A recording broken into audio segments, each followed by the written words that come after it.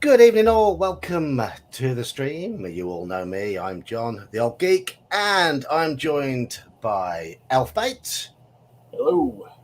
Hello. I think there's maybe a few others joining. A few people misconstrued my message in the Discord when I said I was going away. I'm going to be away next week, so no stream next week. Probably no videos next week. I'm going to be on a campsite in Wales. Living rough, walking the dog, paddling in beautiful streams, wandering up mountains, and seeing the sea, Are you eating going to fish and be chips. twirling around and singing as well? Only after about 8 cans. but but no, I have a short holiday each year. It's only a short one because of my work. My family are going away in the early hours tomorrow morning, so I might have to cut this stream a little short if my wife starts moaning because she's going to be up at 5 o'clock in the morning to set off. But we'll have to see how that goes. I'm not going to go and join them till Monday because of work. But it does mean I've got 3 or 4 days of blissful peace with no family to worry about. If I disappear off to the left here, that's because I have to check another monitor. So. Anyway, just going to say hello to John D, hello to Halakar, and hello to Mage's Musings, who've all commented in the chat so far. So, John D would like suggestions and thoughts on seamlessly using both styles. You think we're going to be constructive, don't you? And Halakar says he does use miniatures when the combat demands it due to terrain or other special features. Right, I'm going to give a little introduction to begin with while Elfbait is off screen. Hello, Adam, and hello, Helga. The reason I've picked this topic for tonight is that if you've seen my review I did the other day on U3, the final enemy, and when I was reading through that module, trying to work out how I would run it, I was a little bit worried about how it would go because of the sheer numbers that are involved. It's a sort of one where if I was playing a table, I would reach straight for a board. I would reach straight for miniatures and think, right, we're going to have to lay everything out. Now, when I say run AD&D on a board, I run AD&D mostly by choice, and I do run a little bit of a 5th edition. I wouldn't quite like to call it Call of Cthulhu, but my game of choice is AD&D. I don't run on a board which has got all the squares marked out. It's a large, dry whiteboard that I can wipe. I just get a dry wipe eraser, a dry wipe pen, and sketch it all out very roughly, plonk the miniatures down and say, that's roughly where you are. Those are all the enemies. That's roughly where they are. Off you go. And they say, oh, how far are the enemies away? I say, oh, that group's about 40 feet away. If you're in that group's a little bit further, probably 50, 60 feet. I don't get out a tape measure. I don't count squares. I don't care about the odd 5 foot here and there. And when it comes down to whether something is too close or too far away, I generally fall on the side of the players because, after all, they tend to be the ones who are outnumbered. But so I ran U3, the final enemy, and I ran it over Discord. And I ran it Theatre of the Mind. I did show there are handout maps that come with it. I did show the players little map sketches that I'd done just to help with the descriptions. But we were running it Theatre of the Mind. They were describing where they were. I was describing where the enemies were. And because I was able to pull it away from the board, away from the visualization of the board, I was able to hand wave those minutiae of the rules and those little fiddly bits that would have made running such a big party against masses of enemies very slow on a board. And I think that module ran much, much more smoothly because I didn't use a board at all. It didn't matter whether the lizard men were 10 or 15 feet from the enemy. I just assumed they could close and attack. It didn't matter whether the Sahuagin were within short or medium range of their javelins, I just let them throw their javelins and just describe them running them in, hurling their javelins. And you don't need all of those minutiae to make a game work. People might say, oh, but tactics. The party still used very solid and imaginative tactics. You don't win that adventure without being very clever, very judicious in how you approach it. And so it didn't affect the party tactically at all. In fact, the players paid very close attention to what was going on because it mattered. Because I was able to not worry about moving little miniatures around, I could keep the whole game moving, and it rattled along at a really, really good pace. I think that module, if played on a board, would take hours upon hours upon hours to play, and it would bog down. It would become very frustrating. Whereas played Theatre of the Mind just purely through voice, it ran really, really sweetly and really smoothly. Now, it does help that I've played AD&D for a very long time, and I've got a lot of the tables and a lot of the modifiers stuck in this big fat melon head of mine. But whether things were +4 or +2, I just made it up there and then. Whether things that was a -1 to hit, or that one was isn't quite room for that weapon, it didn't matter. You don't need to bother about those minutiae when you're playing a game that is being described. Anyway, so that's why I wanted to bring this up, because that was a revelation to me. I've always preferred Theatre of the Mind play. I was worried about running this module, Theatre of the Mind, because the party had 6 characters. There was an NPC, there were 6 guardsmen, there was 14 lizard men. That's almost 30 allied units moving around. There were over 300 Sawajin.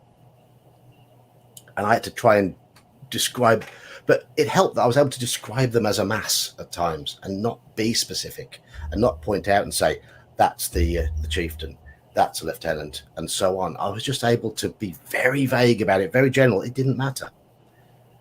So that's why I'm doing this video. I've got a fair few other things to say, but I think I should let Elfbait pop in, because he has sat there very, very patiently, and just give some general thoughts. I have to agree with the slowing down of the game that miniatures does. Not even miniatures. I will say Theatre of the Mind versus having a map out, even on a virtual tabletop or anything like that. I think people become more nitpicky with their tactics when it's laid out in front of them, and they don't think cinematically, and they don't think of actions in terms of what their character is doing as much. I'm not going to say they don't, but as much they don't think of those kind of swashbuckling, action-oriented descriptions that they would if they didn't have all of that in front of them. Because if you have the miniatures there, then they're just immediately going to, all right, I'm going to move 1, 2, 3, 4, 5 spaces, get into contact with the orc chief, and I'm going to attack him. Or can I get around behind him? There's a lot of question and answer, I think, that goes on more so, oddly enough, when it's laid out. I agree. When I play Theatre of the Mind, I don't have as many questions asked about the layout. Maybe in passing, but usually as kind of an aside to a description. Okay, I'd like to go up and try and get around behind the ogre and slash at his tendon. You're very rarely going to have, in my experience at least, somebody go ahead and specify, I'm going to try and slash at his tendon if they're just moving a miniature around. And they might ask, they might have an inflection at the end of that description that kind of intuits a question, but they may not. So can I do that? Can I get behind there? They're not necessarily going to do that. They're just going to be like, and I like to move around and slash the ogre in the shin, and then you can just keep rolling with that. As a DM too, I find that having maps out there and having miniatures often preoccupies my mind more so. That's something that's going to come to, yeah. And I've just in generally running the game. When we went to BTTs, because of COVID and all that stuff. I love maps. I love designing maps, but I found that I was I do. very often throwing my map up there and letting the map speak for the game rather than me describe it. And I've now sort of dialed that back, and in the last few sessions have been much better, much more fluid ever since I took the map off the screen, except for where it's important. Crawling through the caves, walking through the dungeon, don't really need the map out. But if you're in that complicated room that's 60 feet wide, 20 feet tall, it's got 6 pillars, a pool in the middle, dais on the other side, you might want to have that on the screen just as Yes. a general I mean, reference. yes. But we still don't have to move miniatures. And that's the thing, is like that can be on the screen and just as a placeholder so that you don't have the players constantly going, how many pillars were there? What was the distance between the dais and the pool? Yeah. But yeah, so I do find that theater of the mind it lubricates the experience a little bit better than oddly enough having it all laid out in front of you, which you think would speed things up, but I don't think it does. Well, my opening spiel was very much referring to my U3 game, and I've got a big page of notes here that I've written down for just general pointers, and I'm just going to rattle through all of them, and we can just pick out points that we think are worth discussing. Some of them might be rubbish. Some of them, if anyone in chat disagrees with something I say, just tell me to shut up, stupid old man. Just whatever. Right. Whether miniatures are preferable or not depends on the game system. Very, very much so. I have a big collection of miniatures. I like looking at them. I like painting them. But will I ever use most of them? Probably not. I prefer to play games that don't require them. But then I prefer game systems that don't lean heavily on battlefield tactics. That doesn't mean I don't like systems that encourage you to fight intelligently and creatively, but it's all about the minutiae, as I say, of positioning. I don't particularly like those sort of games. I don't like treating role-playing games as fantasy chess, I think is one way to describe it. D&D, for me, sticking on D&D, there are clearly versions that have become more board gamey. I would say 3rd, 4th, and 5th editions there's a lot of abilities that the characters and the monsters have where knowing exact positioning seems to be key for those abilities to work. Yes, there were areas of effect and things like that in AD&D and whatever, but now you've got this. I can push 5 feet, or exactly. It's much more precise by 5 feet, and that can matter a lot more than I'd like to bum rush the anti-paladin and push him off the cliff. Exactly. You're like, am I close? Yeah, and there's specific feats. For example, the mobile feat. I have never seen in a 5e game anyone not take it in a game where a grid is being used, and I've never seen anyone take it in a game where grids are not being used. It's that sort of feat that, because it is so precise over what you do with your movement. I haven't seen mobile come up that often. It comes up a lot. I can see why, though. I mean, but yeah, and it does very much depend on the group, though, doesn't it? Because I mean, my old Friday group, which has pretty much fallen apart and partly reconvened as a Monday group with a few other players. We started off playing 5th edition, and I slowly dragged them back to playing more old school games, and we ended up playing mostly AD&D and Call of Cthulhu. But when we played AD&D, we had to use the whiteboard. I had to use the whiteboard for them because it was a very laid back group. Where there was a lot of interruptions in the house because there were young kids about and animals and what have you. So I had to use the board because they would forget very easily what was going on. There wasn't much sort of getting them to concentrate in the first hour or two was difficult because of the way the house was. But once all the kids had gone to bed, it was a lot better. But certainly for those, if anything big was happening in the first hour or two, it was quite tough. Personally, though, I find using more specifically, a board with lots of squares on it takes me out of the fantasy, both as a player and a DM. It makes me think in terms of the board rather than the descriptions. I get more absorbed in a game when I'm playing Theatre of the Mind, whether I'm a player or a DM, because it makes me put more focus on describing things, or either what my character is doing or describing the scene. You've already mentioned that as Yeah, it's exactly why I had to pull back from having using maps heavily. yeah, I mean, I still use them honestly, but yeah, it was too easy to just and let the map speak for the. exactly. I mean, I find as a DM, I can keep the action flowing a lot better. Um, and if I'm playing without a map, which in turn encourages the players to pay attention, as long as the environment allows it, and allows them to be more descriptive. And in general, I believe relying solely on miniatures can make a group quite lazy, because it's taking away the art of description a lot of the times. Yeah.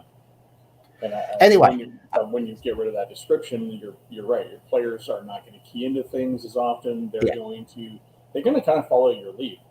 yes, If you're not putting into it, why should they really? So, and it's too easy for them to just go, okay, it's a 10 by 10 room. Here's a torch on the map right yeah. here. Easy way to They describe stop it for asking me. questions too. I noticed that they ask fewer questions. They don't Yeah, engage with the space because a lot of well, those that's descriptions, a lot of those that question and answer helps them formulate. While I was saying that they don't ask as many questions when they're theater in mind, I think more accurately they ask more of the wrong questions. It's too much basic repetition or specific questions rather than getting into that narrative question and answer that classic RPG is really built around where okay, so I'm looking in the corners to see if there's anything there, or there, are there any piles of rags or rubble around? Those are the type of things that players are going to ask, which then leads the DM to that next trigger. Whereas if it's just out there on the map, they're going to see it, they may not yes. engage with it. And I find their focus tends to be drawn to the biggest, most prominent things on the map, and they don't ask questions about the details. I might read out or make up a description that's however long, but they'll be focused. They'll be looking at the map. They'll be looking. Oh, there's 3 orcs that are 20 feet away, and already thinking about taking those orcs on, and not listening to the description of on the table. There's some half-eaten dinners. Hanging on the corner of the table, there's an odd-looking key. Now, it's those sort of things. And if you're playing Theatre of the Mind, you'd focus. Aha, key. Oh, what were they eating? How recent were those meals cooked? If Yeah, you might even get questions like, "Can I actually smell the food?" If they're thinking they might be an illusion or something like that. yes, but if Um, they see it on a map, they're like, oh, there's a table, there's orcs. yeah. Kill the orcs. One real quick aside, it's really easy to spoil things for yourself as a DM with a map by, especially on BTTs and stuff like that, by inadvertently tipping, tipping off the party to say secret doors or adjacent rooms that they really shouldn't have known, or a hallway that seems to go behind that bookcase that we can see in the map. So, I mean, I'm still here. okay. I don't know. I don't know if anyone else is joining us tonight, by the way, because Saxius got one of the ones who got the wrong end of the stick regarding whether we were streaming tonight or not. So I don't know if he will be joining us at any point. Right, I'm going to bring up a few comments because people have made their own opinions known.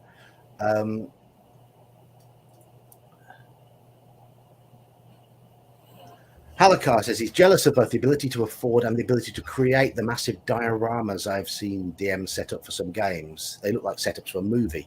They do, and they look absolutely fabulous. There are some really, really creative people out there with top level painting skills and or very deep wallets. And they're And often yeah, career YouTubers. yeah, So, and they look beautiful. But I have to admit, if I turned up to play D&D and the whole thing was already laid out, where's the exploration phase of that game gone? yeah, It will. I worry about like because I like to build terrain and scenery and stuff because I'm also a wargamer. But even still, it's for me with the when I see those pieces, I'm like, how often are you going to use that? Mm, You know, how frequently do you need a mountain spire with a magic portal on top? For me, if I was to have to build, if I was going to go down that route, I would be spending so much extra time trying to make it as modular as possible so I could reuse it. Um, and when I see those big set pieces that are all tricked out and decked out with tufts and fake flowers and all sorts of, it's just, I cringe at the amount of work for payoff. You yes, know, I'd rather spend more time developing um, thing little descriptions in the game, personalities, politics, things that are going to matter more in the long term rather than give some immediate um, satisfaction. If you know what I mean. I mean, yeah. yes, I do think they look beautiful. I do think, but you're right. How often are they going to be used? Is the investment worth the outcome? I have a Um, feeling a lot of those players too who do that, a lot of those groups that do that are those groups that meet like once a month. possibly, yeah, yeah. And because I can't imagine trying to keep a weekly schedule with that. I mean, it's one thing to have a bunch of medieval houses sitting around that you use for Warhammer and for your historical War of the Roses stuff and everything else, because you just rearrange them and put them together. And then If you go down, you might build a wizard's tower on the side to go with that. if your Friday night, for example, involves going down to Games Workshop and playing Warhammer with fellow Warhammer fans, then yes, having all that terrain and all these buildings and stuff, you're going to get the use out of them. Yeah. Um, it's it is. I think as I say, it depends on the game you're playing. Um, Right yeah, over there, Michael. I've got a shelf of terrain. And then behind me over here is the flock and all of that. This is my painting desk behind me. So um, I don't disagree, Adam. I'm quite proud of my collection of miniatures. I'm not yet good enough to be proud of my painting ability. I would describe myself as being a just about competent amateur when it comes to painting. But I enjoy painting when I get a chance to do it, and I like my miniature collection. And yeah, I've spent more money than I probably should have done on miniatures over the years. I have way too many, and I hate doing miniatures. I mean, I have a painting table, but most of what's on there I haven't touched in weeks because I have to rev up to be able to paint. I I just do sometimes. I It I depends. love collecting. I love modeling. I just spent the last 3 days building like a kit bashed Imperial That's one of my Guard paid unit jobs. for 40K, but That's one of my paid jobs. yeah, I don't have any near me. Yeah. I can show Anyhow, off here's my workbench here for folks. This is like right in front of my computer, like all the oh stuff that's in process. yeah, yes, one continual ongoing project. Yeah, there's like 3 or 4 different projects there that are never going to get done. And Michael mentioned regarding the mobile. I mentioned about the mobile fee. Yes, Birdman Monk moving 100+ feet per round with mobile fun. Yeah, I think the question mark is right there. There's a whole other topic of discussion: flight Yes, in RPGs and yes, it for is. PCs. But no, collecting and painting, not a huge. I love collecting, obviously, but the painting aspect not so much. Yeah, I mean, Adam's mentioned a bit later down that he also models World War II aircraft and armor. So yeah, if you've got that sort of inclination in terms of collecting a lot of models, I can understand you wanting to use them in a game. So Michael says mapping dungeons and intricate combat is intrinsic to D&D for me personally. I haven't had a hard time getting players investigating the environment. I will take shortcuts if things get overwhelming. It's down to preference, I think. I mean, I do like the numbers and the general strategy of a game of D&D. I can be quite pedantic with when I've got my own characters regarding all the numbers on the page. I do like to I like to bookkeep as a player, but when it comes to actually running the game and describing the game, I do like things to be quite cinematic. And it might be that Call of Cthulhu has made as turned me this way, because I don't know how much Call of Cthulhu those of you in the chat have played, but that's a game they do miniatures for it.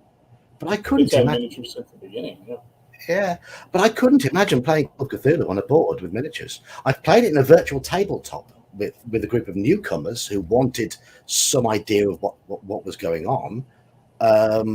But my most satisfying games of Call of Cthulhu have been almost invariably done in the mind.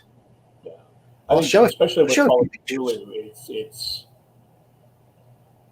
miniatures make it far too concrete, and that, I mean, the whole Lovecraftian style is imprecise, inexact, mercurial, whatever you want to describe it as. It's just and having miniatures out there, it can be important sometimes. I would imagine, like in Horror in the Orient Express, if you're trying to have action within the confines of a train car, having a map of a train car, which they include as far as I understand, some of the props might be useful, to let players see, just like, hey, you're not talking about an open space. You've got 4 feet of space between the rows of seats. Now, I'm glad you mentioned Horror on the Orient Express, because when I ran that online, I did show people the layout of the train, but it wasn't about moving their characters within that layout. It was just like, this is the train. Yeah, and that goes back to what I was saying earlier. Like, sometimes having an image of the room is good. It's not directly engaging with the map, which I think is the big difference between theater. Yeah. I mean, because in that case, you're just using a handout. It's no different than, say, the book of illustrations that came with Tomb of Horrors or Expedition to the Buried Peaks. Those are all for visual aid to help, lubricate that imagination. And having a visualization of an exact space is not the same as one-for-one moving through and interacting with that space. I mean, come back to Call of Cthulhu type. Yeah. It's the type of game, and it's the type of horror where you make up the images in your own mind. When you're reading or listening to Lovecraft, it's what's going on in your mind. It's often the things that are not said. The author couldn't even be bothered to give exact descriptions. But it's the images you conjure up yourself. Yeah. And if they're plastered in front of you the whole time, I don't think it's quite as effective as conjuring up those ideas in your head. Yeah, I mean, that's fundamentally why trying to bring that stuff to the screen is so near impossible. Yeah. Yeah. Just about nobody's done it well yet. Michael Stronghold agrees here that I like the idea of using Theatre of the Mind specifically to make U3 easier. I recommend it. If you want to run U3, run the whole series, run it all Theatre of the Mind, but especially U3, it was surprisingly good without the faff of moving so many pieces around. Going back to all the posh terrain, Halakar, so it would be like playing a pretty game of Talisman rather than AD&D on a board like that. There's nothing wrong with a bit of Talisman from time to time. It's pretty much brain dead fun. It is fun. I could see a case, honestly, for that epic final battle, bothering to build it and having the set pieces for it. Yes. Now and again, especially for to make it memorable. I mean, at the end of the day, every big monumental piece that you build like that is almost like a trophy for that adventure completed. Um, and if you're somebody like you, for example, who runs the same module multiple times, over time you just build up that collection of terrain. Yeah. So, I did have one DM who used to like designing big sort of 3D puzzles, yeah, and I didn't mind that. that's different though. That's a prop. You know. Yeah. Yeah, that's like being able to hand somebody the dagger of Thoth in a Call of Cthulhu game and say, "Here it is." Yes, yeah, I had a My Call of Cthulhu DM. friend and I constantly would scour secondhand shops and stuff for interesting little things like that. He's always sending me pictures. Does it look cursed enough?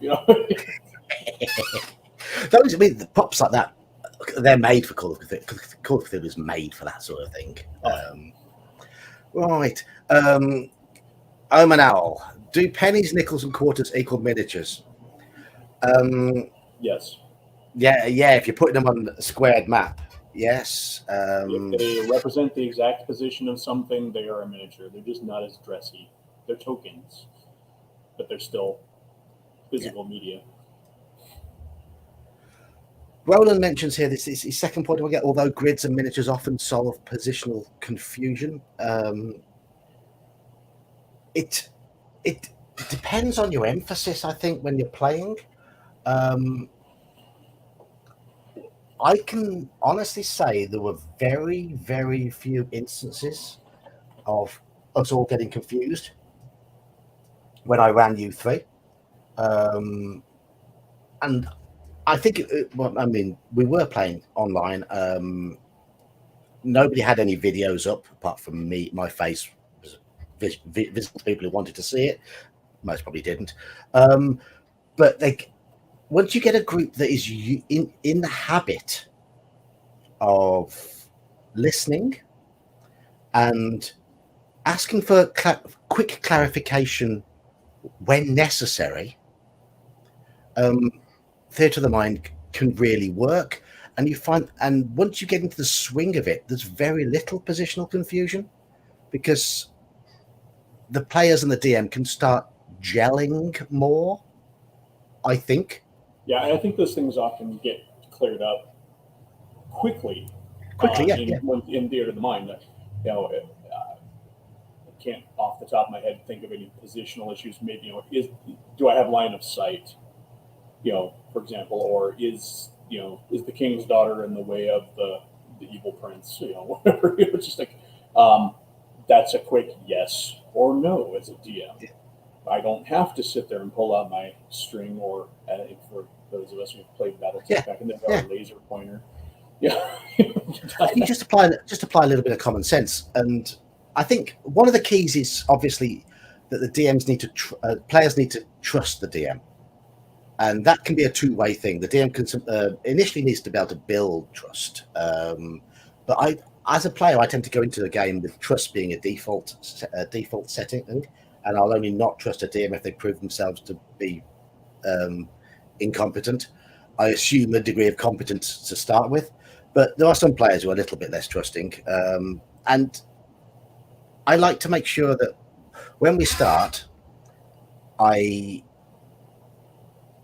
quite clear and lay down exactly how I like to play the game, and I will almost always start off quite gently and give plenty of description and be quite patient and give a lot of clarification, and that way players know that they can trust me, ask me, as long as I'm positive to start with, as long as I will always generally lean in the direction of the players as well, especially to start with, to show, look, I am on your side.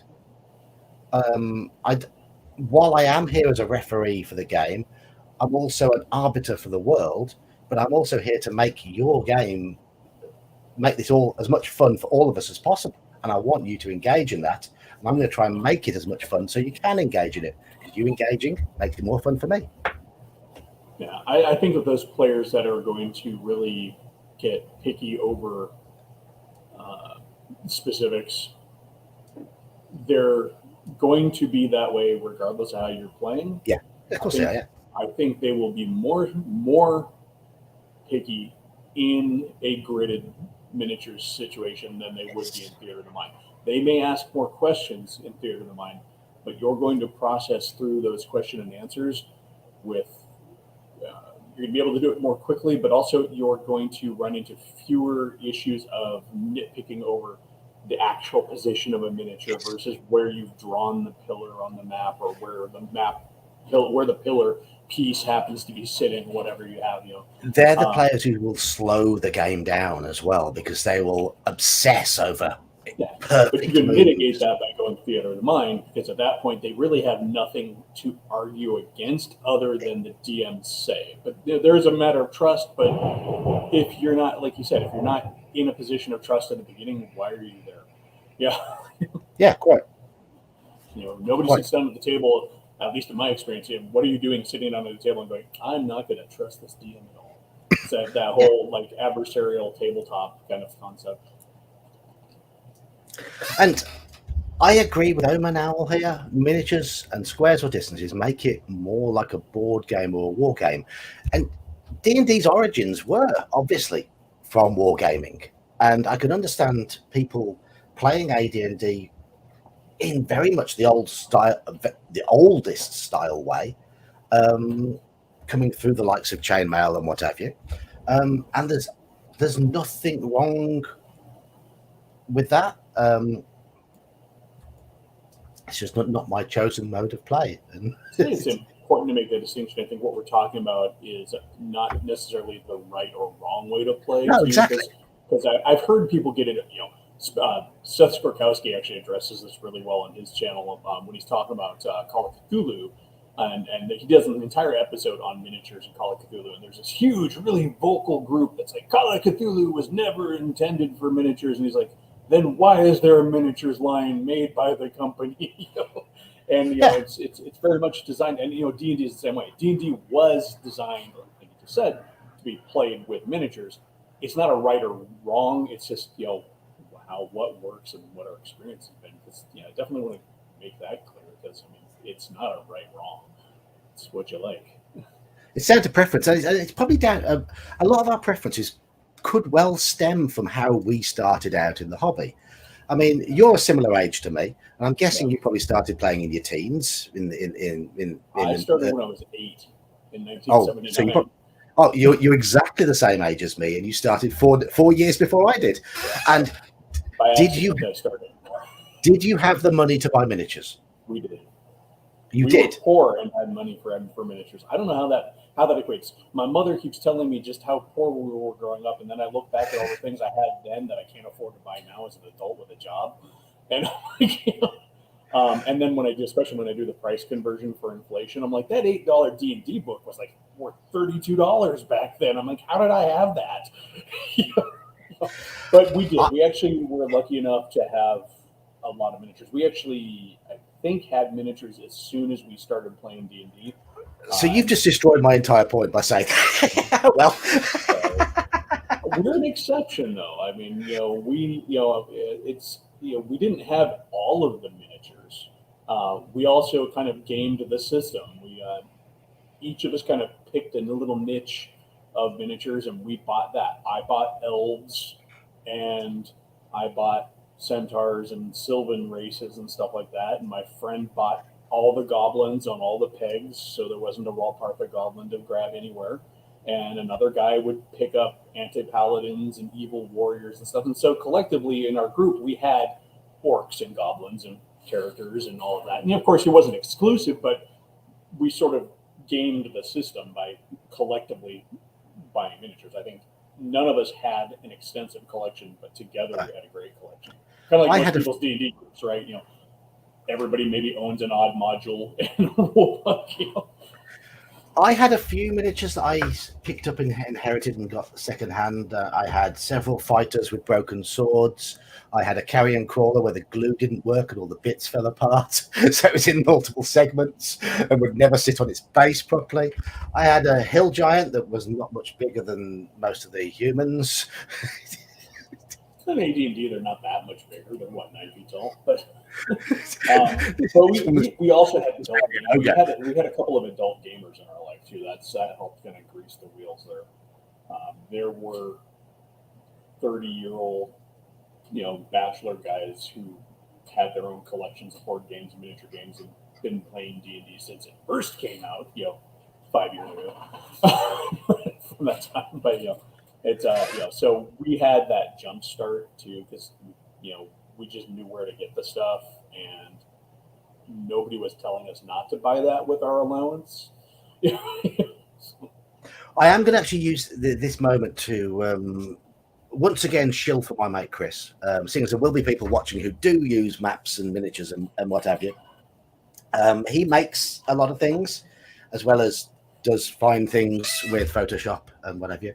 And he makes almost 3D terrain, sort of 2.5D type terrain. Yeah.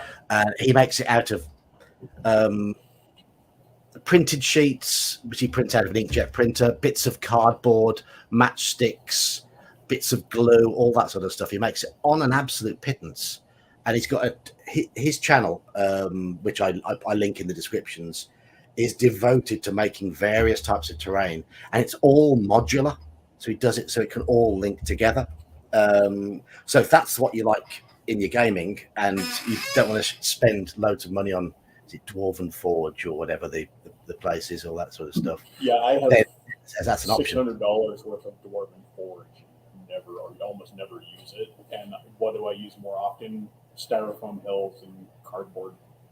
I played Flames of War, and I had to have a game coming up one weekend, and I grabbed 2 pizza boxes and made a bombed out Russian town. And just pizza boxes. And you don't have to spend a lot of money. I mean, if you definitely want to make those scenery pieces, start tearing apart cereal boxes and then go and see Chris's channel. He'll show you exactly what to do. I mean, I guess I'm trying to add extra value to your prop to your friend, because that kind of stuff is how you get those tables. Because nobody's going to give you crap that it's not like scale perfect and it doesn't have twinky little LED features and all of that other stuff. It's if you want miniatures and you want terrain, it's super easy to make. I mean, piling up cardboard and some spackle was some of the first hills I ever did. Yeah. So. AB Mark II mentioned, what I said about miniatures are the link back to RPG's tabletop roots. Yes. And a read through the Dungeon Master's Guide of AD&D does show all manner of war gameisms in there, with the use of inches as the basic distance description. Right, let's have a little look down these.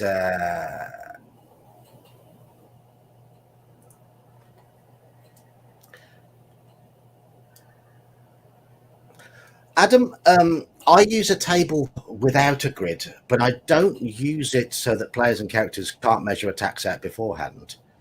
I use it because I don't want them to be precise and measure, and I just want them to, most of the time, to assume they can. I'm not fussy about 10, 15 feet here and there. To me, it doesn't matter. If I say a room is about 40 foot square, then a 20-foot diameter fireball is going to fit it. I don't need to measure where that's going to be or whatever. I will say too, gamers generally being of the nerdy persuasion, they're often very good at spatial geometry, and even if you don't have a grid, they're going to know. I used to piss off my opponents in Warhammer because I could guess my ranges really well. We're playing on a 4x8 table. The dimensions are pretty solid. I just, my brain's just going, okay, he's halfway across the table, so yeah.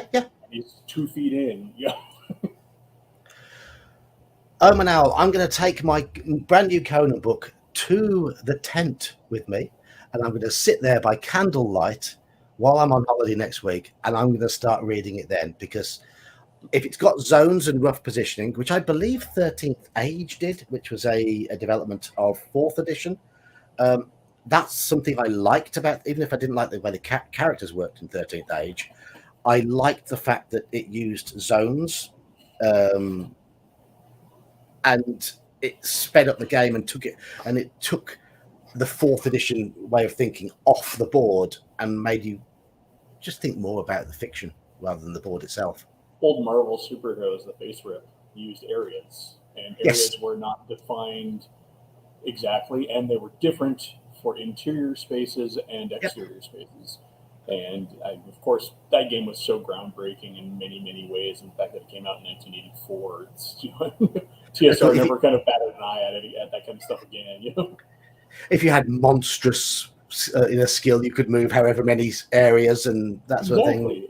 And it was, but that kind of undefined. The only thing I've heard about Conan specifically is that if you ever need to know, there is not a way, as far as I understand, there's no printed way. No one else can certainly correct me, but I've heard that there's no specific calculation anywhere about how much a zone should be, if it ever came up, and so there can be that issue of just exactly how far is it, in case somebody asks, or you need to know for sure. I guess you just use a bit of common sense. I guess, yeah, and that may be why it's not printed. And of course, I've not had any first-hand experience. I've just heard that as a frequent comment about the zone-specific rules, because that's pretty much universal through all of Modifius's stuff. And I know Conan leans very much towards the cinematic style of play with its rules. Yeah, so does their Star Trek game and stuff like that too. So it makes sense.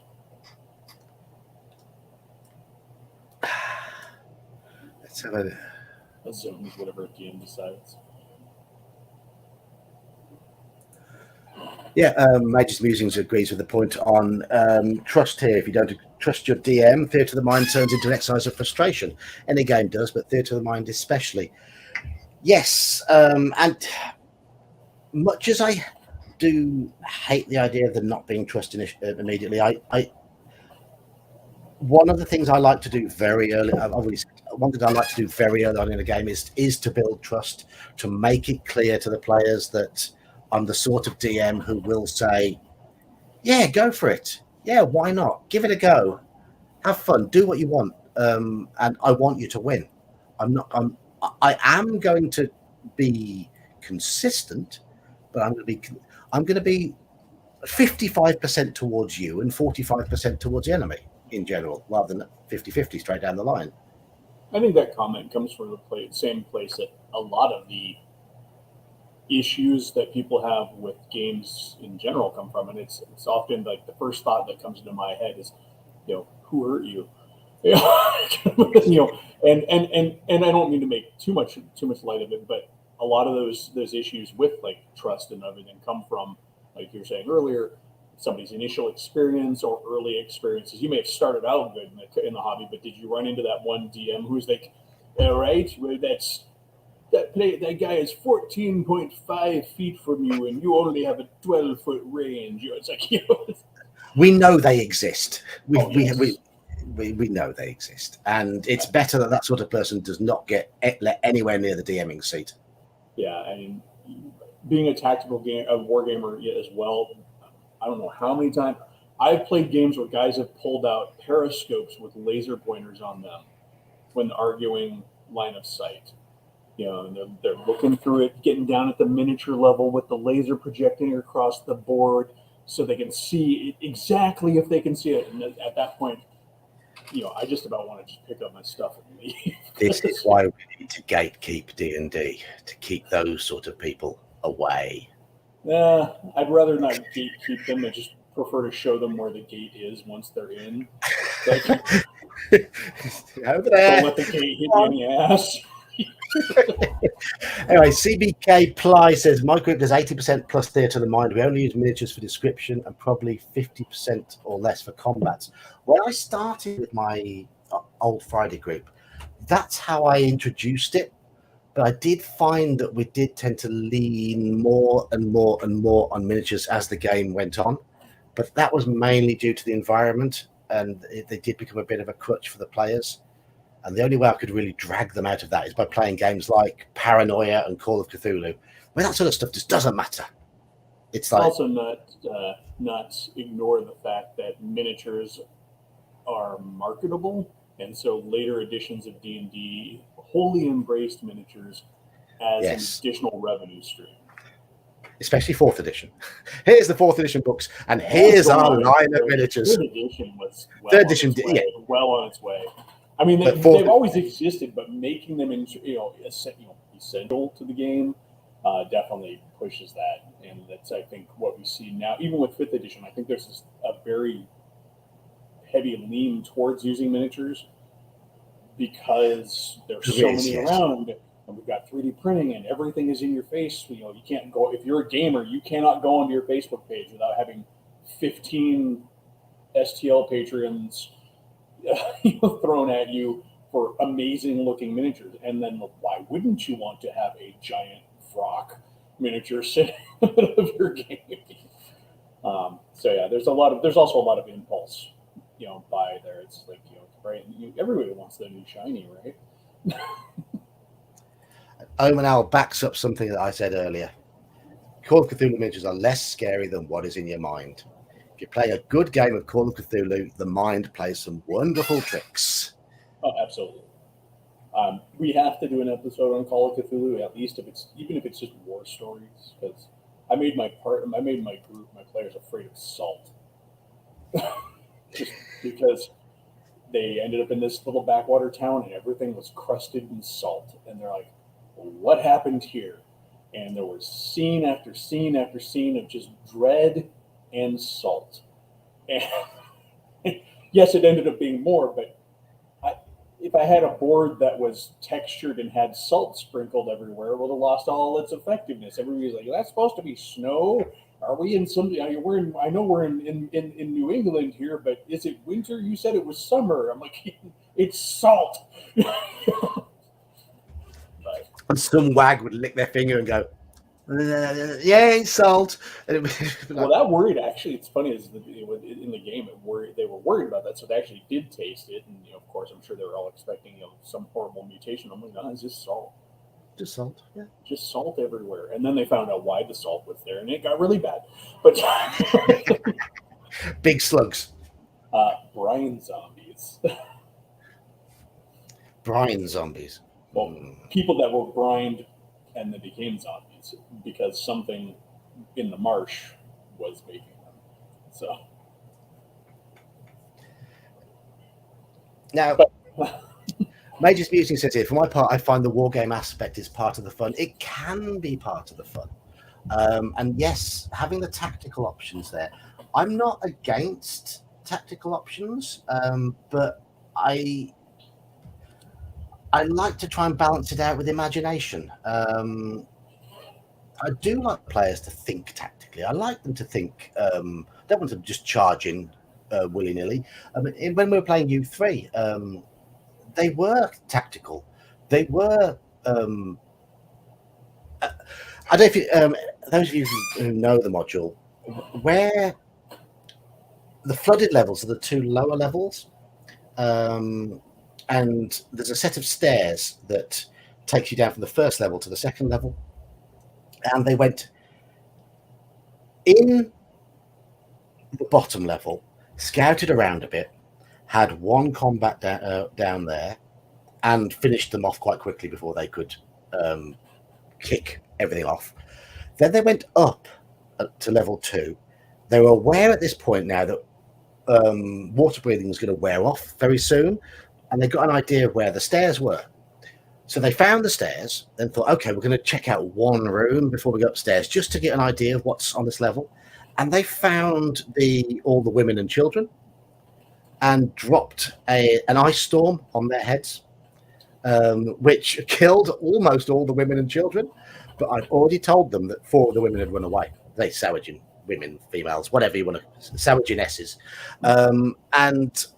But then, and this is where Theatre of the Mind really helped, in that they said, okay, we're going to make our way back to the stairs, and just to make it really, really make it a cliffhanger, I said, as you arrive at the stairs, and just as you are approaching the surface of the water and are about to breathe air for the first time in an hour, you see masses of Saurjin entering the room, and we'll end the session there. So it gave them time to think. The next session, they went up the stairs.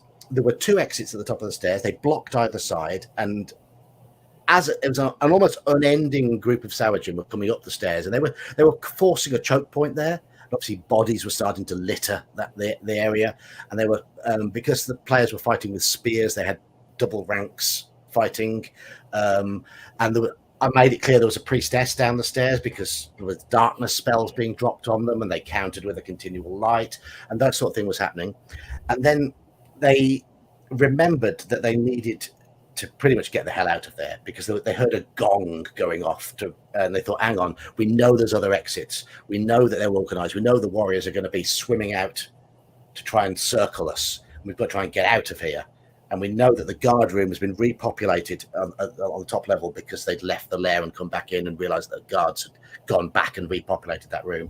So we need to fight through them to get out. So they're like, we've got to rush. We've got to hurry.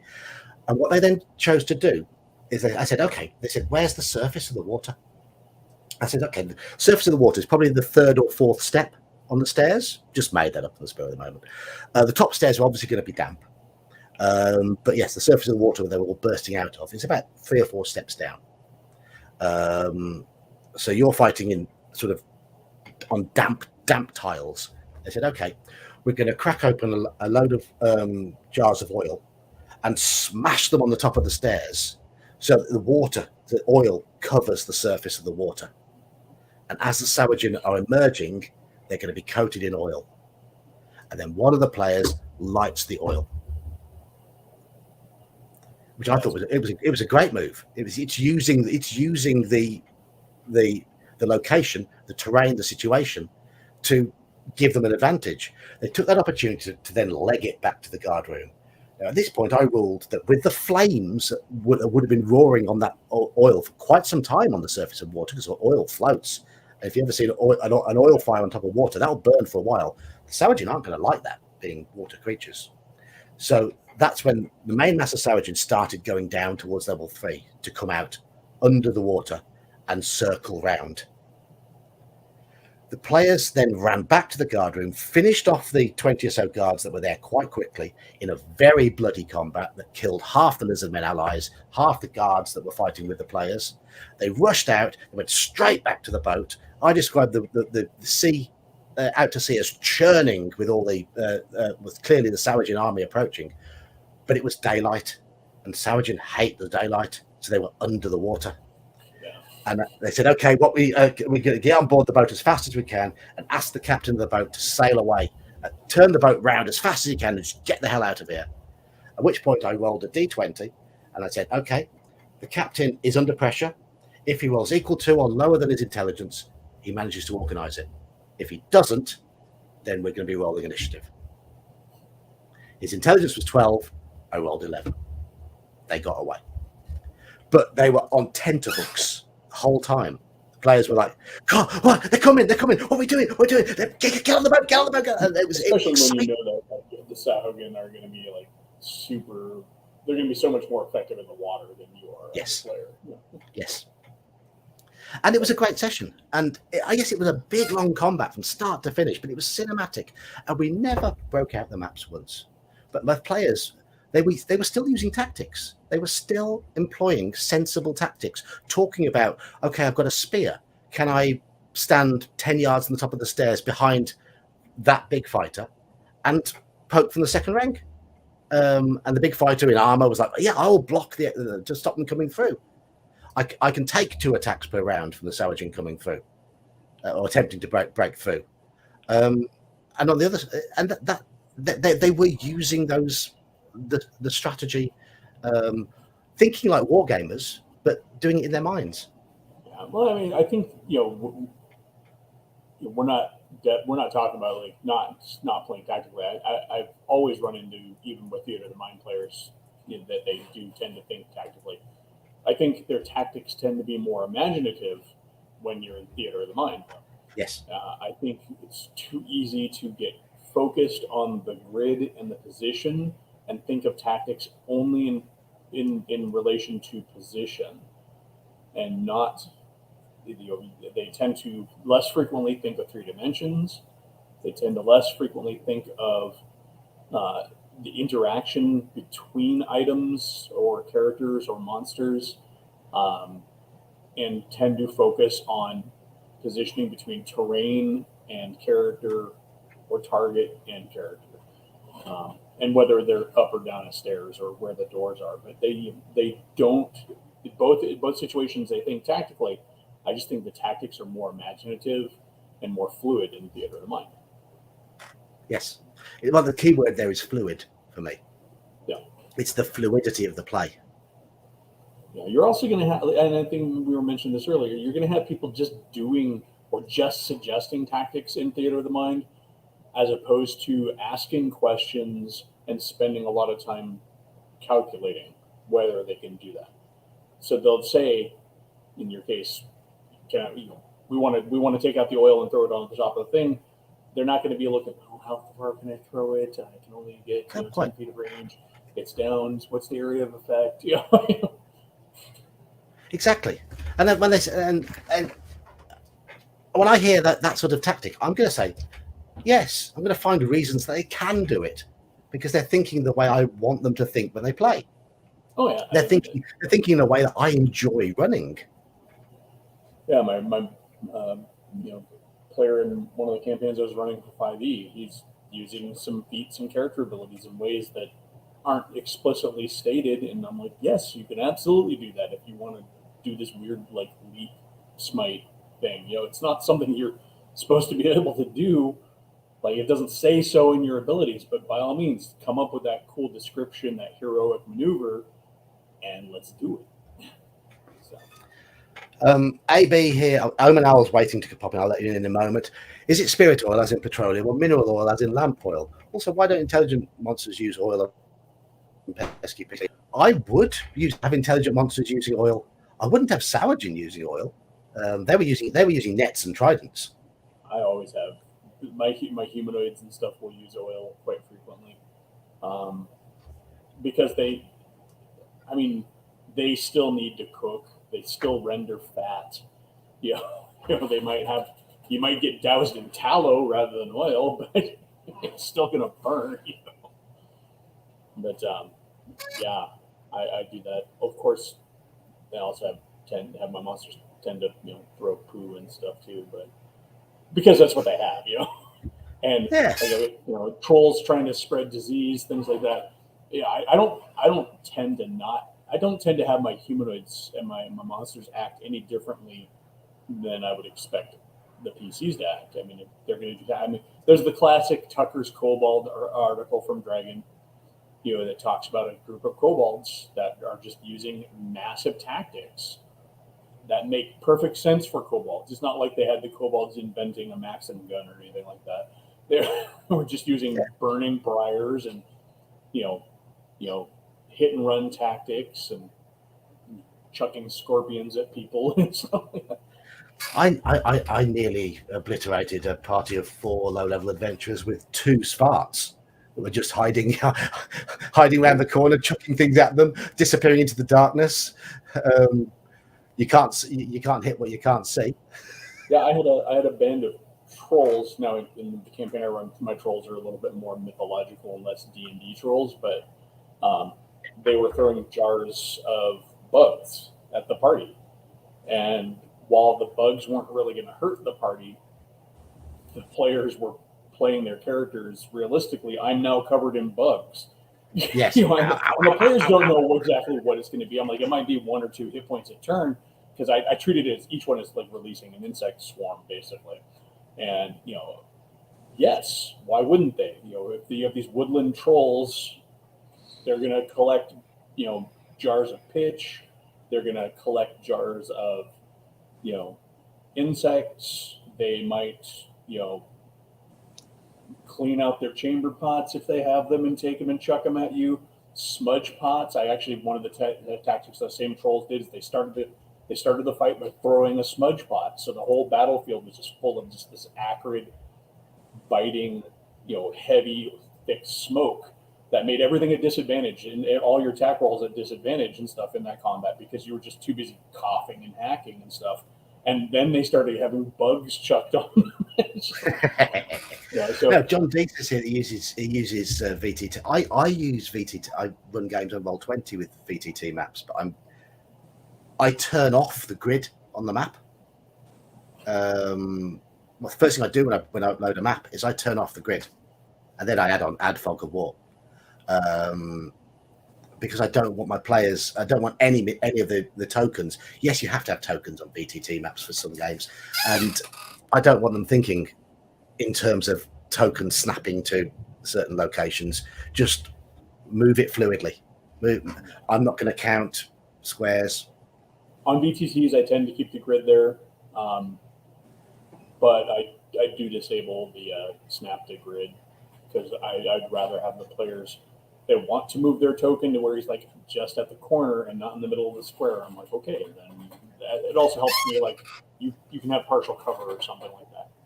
Anyway, Omen Owl's been patient. I think we should say hello to Omen Owl. Hello, sir. Hello. Hello. Thank you for being patient.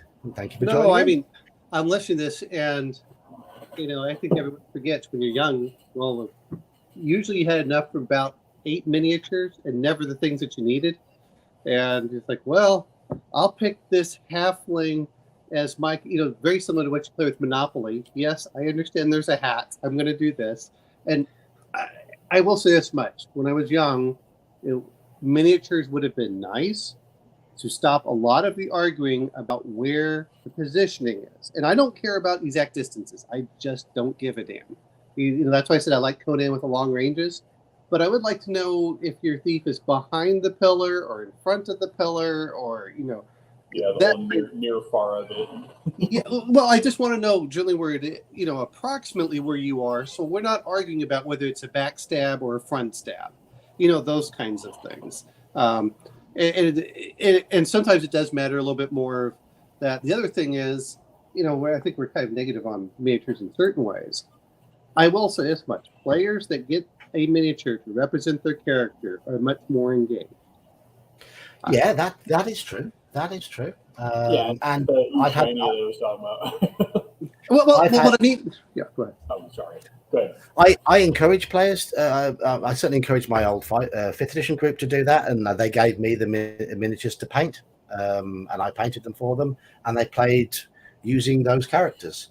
But I did still find that even having the miniatures there still made them think quite mechanically and drew them into thinking of it more of a board game as an RPG.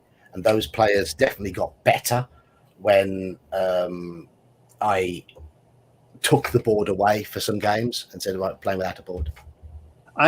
Yeah, like I said, there's a lot of it. This is why I said, a lot of people talking about you don't have exact squares, just an approximate. Okay, you want to move up. I did see where you're measuring out. No offense, you generally can know how fast you can move in a couple of seconds. Can I reach this person and to attack them this round? I don't need to measure that out and go, ha, you missed. I'm like, no, that's kind of being a dick. Yeah. Go ahead. Oh, no, you could say something. Go ahead. Oh no, as I said, there's a lot of talk in the general gamosphere, even in like 5th edition right now, of not doing that. Exactly what you're talking about. Like, don't quibble over a couple of feet. Like if the guy wants to move up and attack the guy, and his movement would only bring him close, let him close the gap, because it's the spirit of what he was trying to do. And I agree with that. It's well, I'm glad that sort of thing's being discussed. I mean, I certainly, when 5th edition, when I see most discussions and the assumption that most people are using maps, it does worry me that people are going to be taking that 3rd and 4th edition mindset into 5th edition and thinking of it more of a game of chess. And I'm glad that people are adopting the more fluid style of play and not worrying about whether a character can move. Oh, my character's got such and such, he can move 40 feet. If you let so-and-so with 30 feet keep pace with me, then you're denying my character one of their special abilities. To me, I'd say, oh, just go away. Just go away. That dialogue does come up, especially with character classes that are very specifically keyed into movement, like monks. There is that argument. Well, if you let everybody just fudge movement, then why is my monk special? Well, your monk is more special because he can still fudge his movement more than somebody else. And when it really matters, when that big nasty troll is chasing you all down, I will take into account the fact that your monk can move 40 feet and everyone else can move 30 feet. You will be the first one to get away. The other ones are going to be the ones in trouble. Yeah, especially when you start getting into like some of the movement rates, the base movement rates between the different races in D&D are so minuscule that 30 feet versus 25 feet, really? Yeah. 30 feet versus 20 feet, really? I mean, what's really 10 feet? 10 feet is pretty much across the average room in a house. I mean, from a military standpoint, 10 feet is literally 2 seconds of movement. Yeah. I mean, that's what people forget about. Oh, okay. That's what the expectation is. Well, how fast are you moving? And to me, movement mattered more when you were going in through the dungeon. And honestly, like I said, for combat and stuff, okay, just let me know where the pillars are. And as a DM, are you in column 3, row 2? Or are you in row 3, column? It's like, okay, that's what I need to know. And that's why I said positional is what matters to me in this aspect of. But if you're saying I'm running towards the altar, I don't need too much. You're going towards the altar. It's the center piece in the room. It's usually the side. It's the side stuff, especially for those sneaky characters that want to get the flanking ability or something like that. And this is the other part too, because it helps stop. A lot of it depends on how anal you want to be as a DM. Is okay. What is the party's position? And just simply say, you know what, guys, just put your characters in what position that you're marching in. Who's in the front, who's in the middle, and who's in the back. Okay, no argument. You knew where you were. And if they say, well, I didn't know, there's your miniature. That's on you. Well, yeah, most frequently, I remember back in the day when we were playing, that's what our character models were used most for. Is the DM would have a little chart. Honestly, he would have like a little 10 square little meter in front of him. Our particular DM. I mean, I've seen other people just place the miniatures, but he liked to have a little board just so he had the exact positions. But yeah, it's like, okay, so your figure's here, and you still had the fun of painting your miniature, like you were saying earlier, Omen. Now giving somebody a miniature of their character is a real good way to get them jazzed for their character. I know it worked for me. I really invested heavily in the 3-stage characters back in the day from Ralpartha, where you'd have like the beginning character, the middle level character, and then the advanced character. Or I would often go out and find new models for my characters when you got new armor and things like that. So yeah, but you could still see your character at the table. You'd still had a miniature for it, but it wasn't playing the exact role on the table other than just that as a organizational tool. So I'm looking at what Victor Gorchov said, using VTTs and battle maps. I honestly don't like battle maps. That's not the point of the map to me. And that's, again, what the same thing with the miniatures is. I care about positioning, and I love maps. To me, maps are wonderful, especially all this new stuff. But I don't want the exact distances. If you want to play with that way, that's fine. That's more of a war game. And I'll even be honest with this: is I love doing it under Star Frontiers, where they had the little counters, and that was great. But even then, it was a 5 meter by 5 meter square. I mean, that's a huge area compared to D&D. It's like, okay, you can stack as many characters on that as you want for the most part. The idea, again, was to give a general positioning point. And whenever the character ran away, you're like, okay, can I catch up to him? Or does he turn the corner? That's some of the things that I care about. I care less about the battle map and more about the map itself, giving an overarching of the world or where things are. And that stops a lot of arguments. But I want that description too. I mean, I like drawing. I do like drawing maps, and I will draw black and white Dyson logo style maps, and upload them into Roll20 for our games. And I've got an Incarnate subscription, which I tend to use Incarnate for world maps more than anything. and regional maps. I think it's great for that purpose.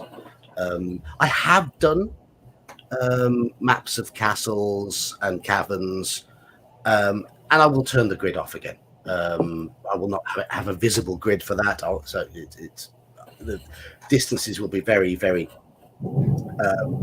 much estimates. It doesn't matter so much. Let's say it doesn't matter is wrong, but the odd 5 or 10 feet here and there doesn't matter. Distance will be very much estimates, but I mean, I'm going to be running the group who just finished youth. I'm hoping to run When a Star Falls for them very soon. UK4, beautiful module, and I'm going to make an incarnate map of the region, and I'm going to.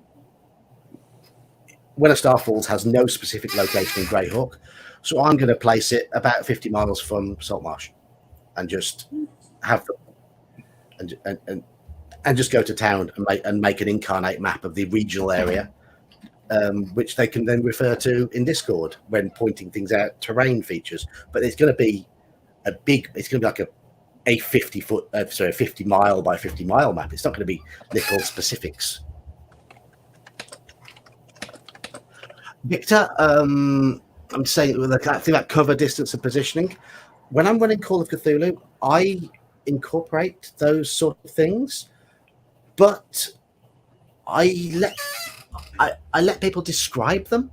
When I ran Horror on the Orient Express, they were fighting a group of bad guys on the docks, and I was talking.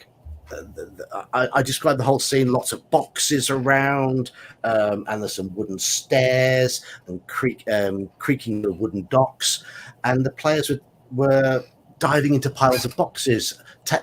Take cover behind the staircase. Also, are there any barrels behind the staircase? Yeah, of course there are. Yeah, I can say yes. Yeah, there's some empty barrels. Okay, I want to think of hiding behind a barrel is going to be more substantial than hiding behind a box. So I'm going to pull my gun out and I'm going to dive behind a barrel and try and just peer over the top and take a shot from there and try and get a bit of cover. And it still allows them to be tactical, but also it makes them be more creative, in my opinion. Yeah, I pointing out another one of Victor's comments here. I think whether you use a map or not can also be highly influenced by the style of game you're going for. Because he's talking about playing like modern themed stuff. If you're playing like a very modern, tactical, precision sort of a combat game, like playing something like Twilight 2000 or something like that, or any kind of modern operator kind of a game, I can see the appeal of having very specific gridded stuff, and where position is really important for that overall feel of the game too. At that point, I think you're almost enhancing that feel of that precise operation with that whole. It's kind of like when you're talking about science fiction games versus fantasy games, where science fiction games tend to work and feel better if they have lots of skills and lots of gizmos, but you don't necessarily need that for fantasy because it's kind of coded into the genre itself. So if you're doing modern military stuff, I imagine that gridded map might make it feel more like you're doing modern military stuff. I'm going to bring up a little bit different for that, which is I don't really need the exact distances because most firearms are going to reach whatever short distance you're going to reach. So if you're fighting in a building, a pistol is going to work almost as well as a rifle. And then if you're going to work in long distances, then I'm going to use a rifle. And really all I need to know is, okay, is there a wadi around? Can I hide behind a rock? Can I hide behind the, a pillar or something of that sort? A good example, since we're all mentally doing this, is, okay, if I'm going to play like the big battle of the Matrix where they go and walk into the building. All right, your pistol is going to be good for about 25 yards. That's unless you're playing in a huge room, you don't need to worry about it. And also, that's a positioning. Okay, are you behind this pillar or this pillar? Where are you moving around? But I don't need the exact things. I think that's the problem all too often is what's the difference between 101 yards and 100 yards in the reality of shooting a weapon. Nothing effectively. And this is, again, comes down to why it's like zones for something like Conan. The idea is, how easy is it to hit for what environment you're in? If you're in a tavern with lots of different things around, long distance is going to be much shorter, which I know I said that in the chat. But for me to get a good aim on you is a lot harder for that than if we're out in an open field and I can see you for half a mile. Okay, by the time that you get into the 200 or 300 yards, then I can, let loose. But I can't do that in a tavern where all of a sudden you're running in between stuff. And I said, okay, unless you're in a big open room, are you at short or long range? And that's where I think that's where the difference comes in for that. And that's why I like having the variable aspects to it. And having someone that shot guns, okay, usually within about 500 yards, you can do a direct hit. Once you go past that, then you're going to be using all sorts of other stuff in there. And I think that's something that's not captured in a lot of modern war games. No, you have to aim if you're going to shoot past medium range. You're just going to have to, and you're going to have good equipment. And, these are things that most players would never think of. How good is your ammo? Oh, guess what? Your ammo is 4 MOA. 4 MOA basically means you miss unless you get a lucky hit, even if you put it dead on. Go ahead. Sorry. I do think it's important, though, that your perspective is from an actual serviceman who's actually fought and handled weaponry and when I'm talking about the feel of a game, I'm talking about in the abstract. Sure. For somebody who wants to feel like they're playing that game, the majority of gamers are not former servicemen.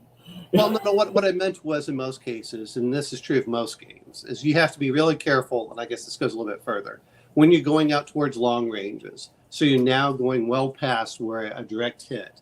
At that point, you're going to generally have special equipment, you're going to have special training, and that's something that's not generally captured. But even for Shadowrun, or even in real combat, if you're going to play Twilight 2000 kind of thing, most of your ranges are going to be anywhere probably from 25 yards or 25 meters to about 300 meters. And after that, you see someone for a half a second or a second. Okay, by the time you're ready to shoot, he's already behind there. So that's where your visual theater of the mind works much better at those longer ranges. And then once you start coming in, then you want the positional aspect. It's because I don't want to say, oh, well, I just take everyone out at 300 yards. Well, that's great if you're going to be the sniper guy. But in most cases, you don't see people that close, especially in Europe, if you're playing over by forest. And I think that's something that needs to be addressed as well. Mage's Musings, if you are online at the moment, I think we have a frozen elf bait if you want to crop something for a something for the channel. I know he's taken to doing that and making little icons, and we have lost elf bait. He did say that he'd got a weather system in his area, so it may well have just hit. But I can see what you're saying there. I mean, having that a bit of, but what Elfbait was saying was right in terms of you will imagine things differently if you have had specific training in specific equipment. I know certainly if I imagine grappling combat from having my judo, I probably think differently about what's going on to somebody who has merely watched some MMA on telly. But anyway, I'm wandering off topic a little bit there. Well, as we all do. Well, I mean, just like you talk about hand-to-hand combat, one of the most things that got me, especially being a civilian, is when they came over and they, were wearing the armor plates, and they grabbed the bottom of the plate and shoved it up into our neck. And you're just like, one is you can't get any balance, so you have no leverage. And now you have this thing in your neck, and you're just like, I am going to die if I get in hand-to-hand combat, unless you're specifically trained on how to deal with that.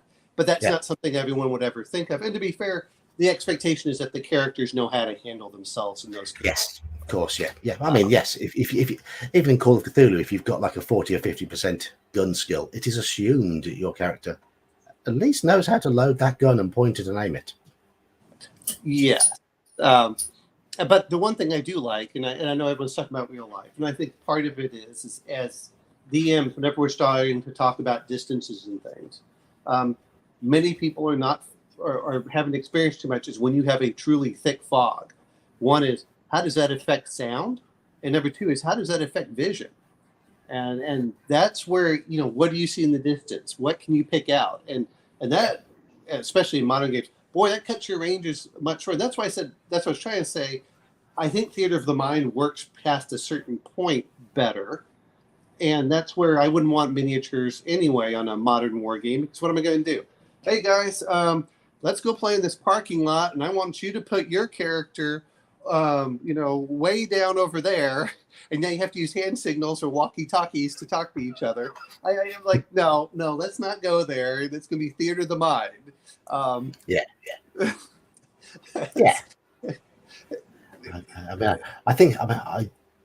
I have an idea about how fog affects visibility, but it's nothing to do with gaming or fighting.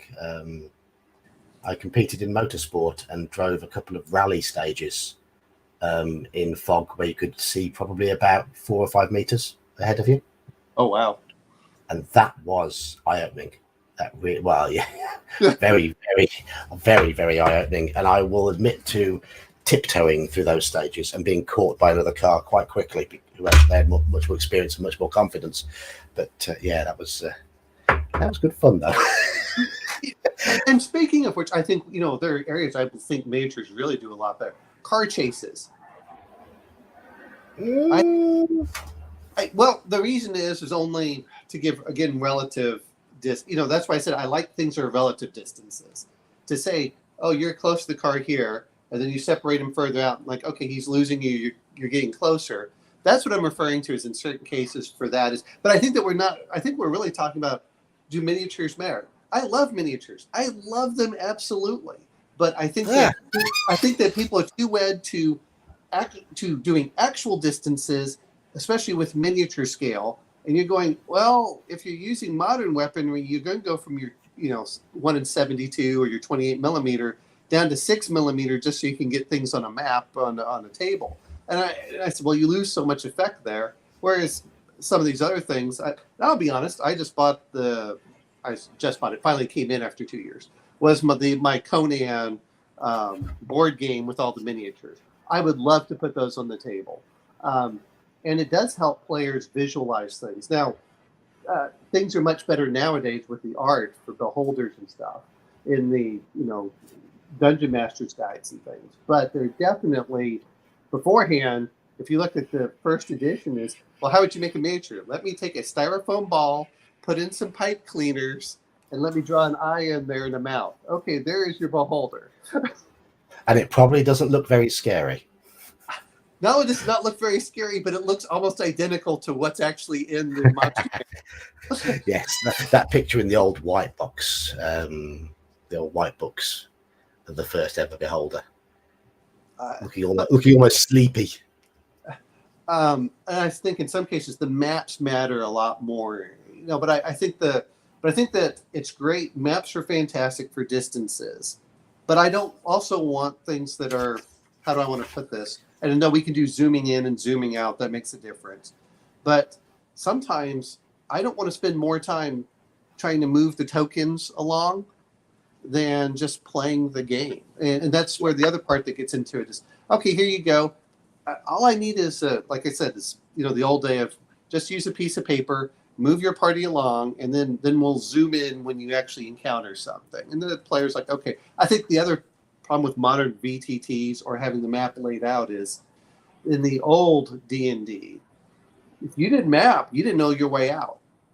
Yeah. I mean, when I was running U3, the players might have had their own sketches of the map.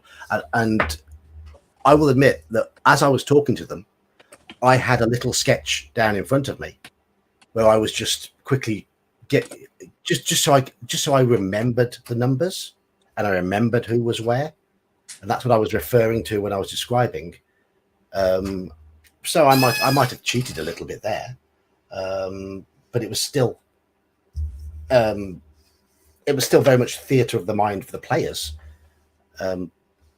Even though I had this little sketch, I was crossing off Sarajin and I was just making little marks as to which Sarajin had been injured. but I was narrating that back to the players. I think the other hard part, like you're talking about, is if you have 20 on one side and 30 on another, and now you're trying to move everything around. And now this was the one part I wish D&D had done a better job of dealing with mobs. Let me do some mob combat in this case, or you, like you were talking about, just hand wave it. Okay, that's narration. It really doesn't matter for the players of, John the blacksmith's son has fallen. Okay, I just laid him down. But it's nice, but man, that gets too big. And then some places, if you're shoulder to shoulder, that's 5 square feet. You can put technically 5 people into that. For D&D, you're getting you're getting about 5 per square foot, which is where people are just literally shoulder to shoulder in front in large crowds. But most people are generally about 10 square feet, which means you can put two characters effectively in a 5-foot square, shoulder to shoulder, to hold everyone back. But the miniatures don't allow you to do that. They don't have that to represent that as well. So now the players are, much more spread apart, and sometimes that causes problems if you're trying to do a realistic scenario. Yes, because the bases protrude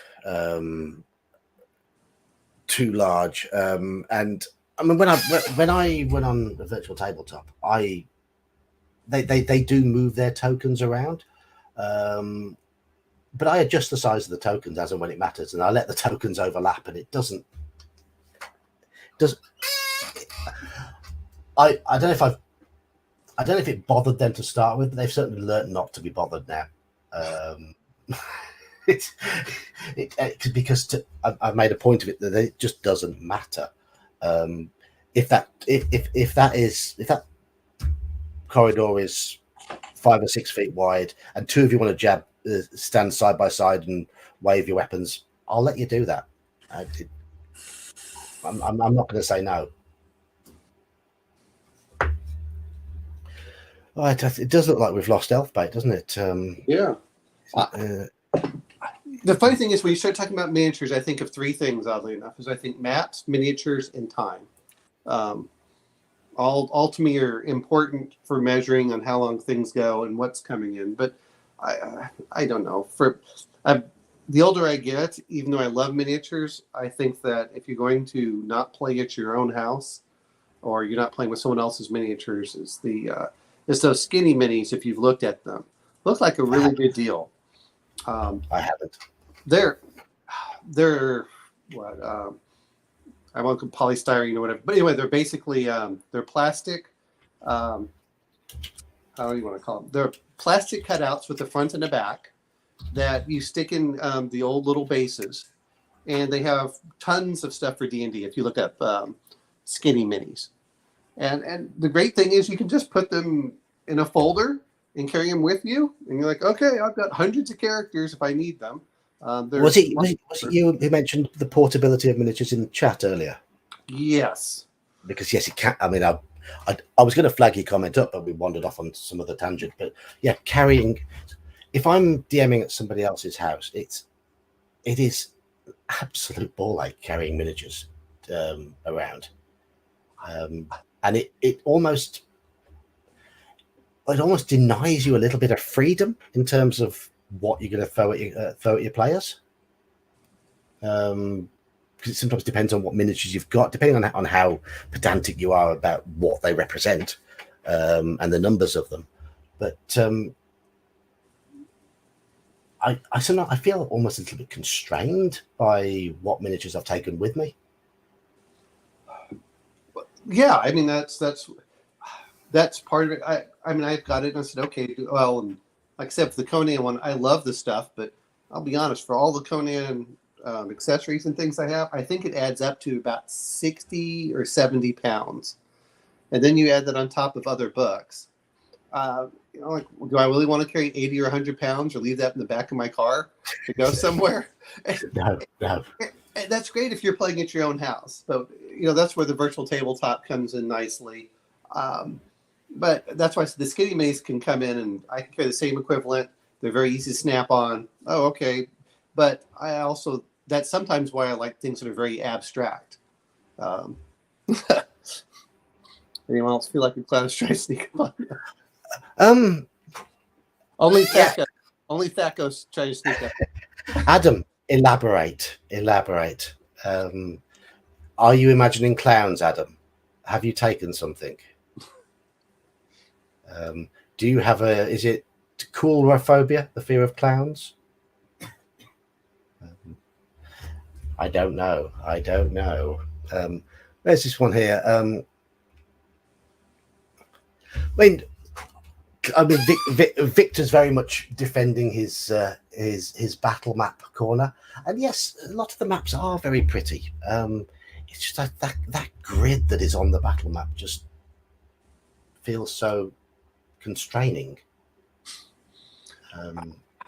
That's like I said, is as long as everyone's having fun, it depends on what they want. I can't remember the number of times we broke down into a 30 to 60-minute argument of where the character was versus another. And that, again, comes from gaming maturity and trust in your DM. Well, no, I attack from behind. Well, that's this. And then, well, you can describe it right. And blah, blah, blah.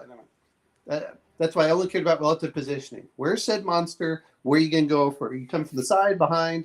Oh, if you can go from behind, that's going to take you around to go to the back. Okay, that's fine. I don't mind that. Or, okay, I'm going to move my character around for this, but I don't want to count squares. I just no, I don't either. You're slowing everything down for all the other players, and now some people love it. Don't get me.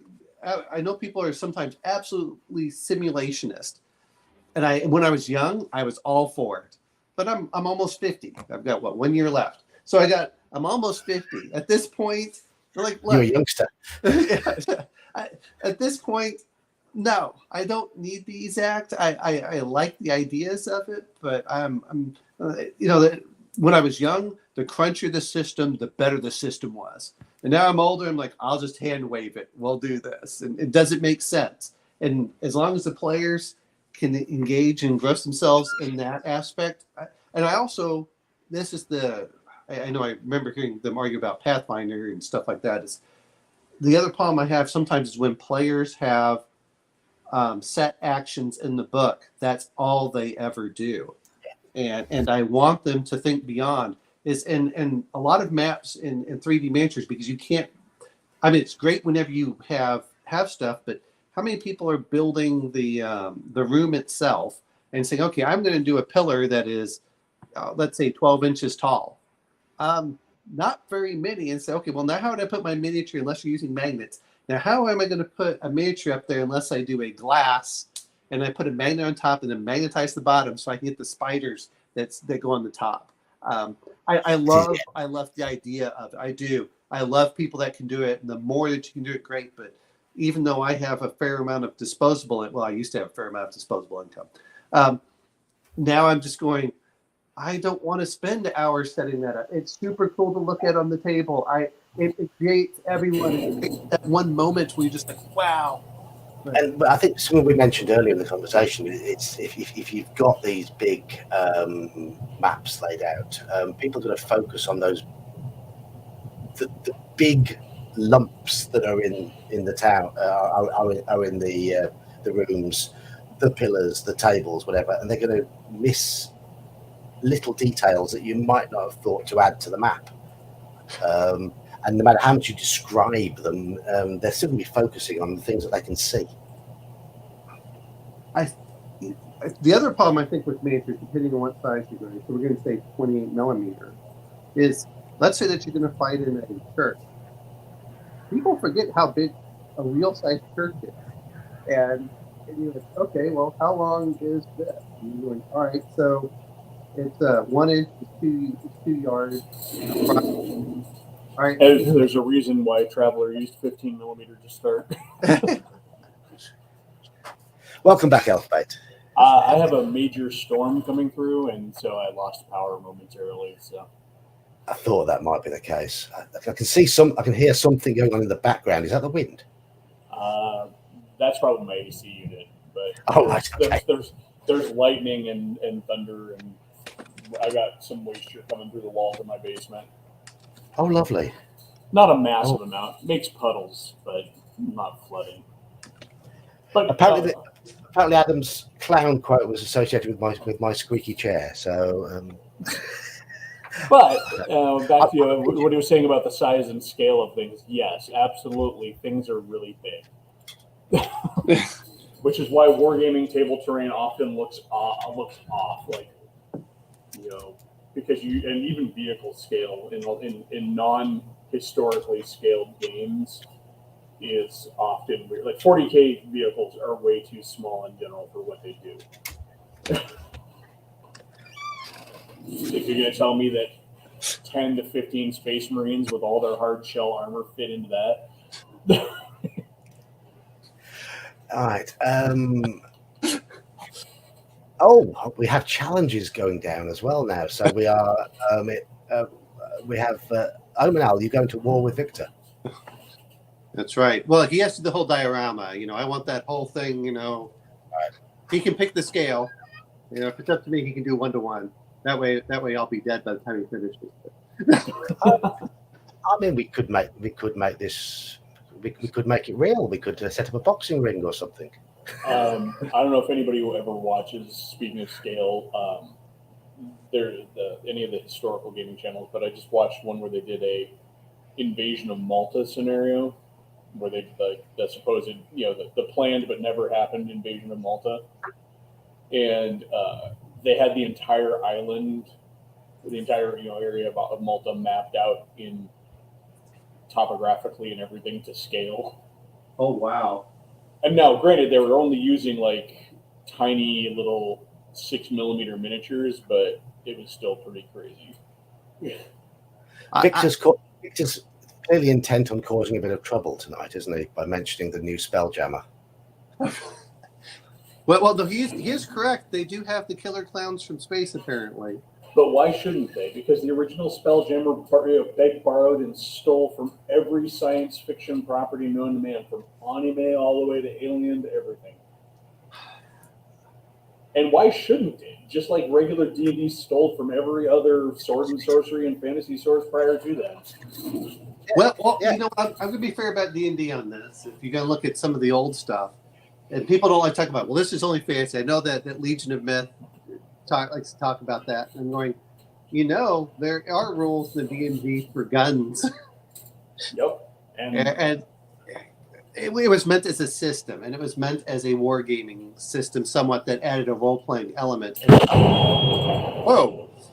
You okay? I'm fine, but whatever that did just tripped an alarm in my house. Just a second, I'll be back. Okay. It's funny we're talking about. You were talking about war and stuff like that. It sounds like it's all going on at Elfbait's place at the moment. That's pretty frightening. I'm glad we don't have storms like that very often in this country. Where he is? He's in Tornado Alley, and I'm just south of Tornado Alley. So sometimes we get those. Yes.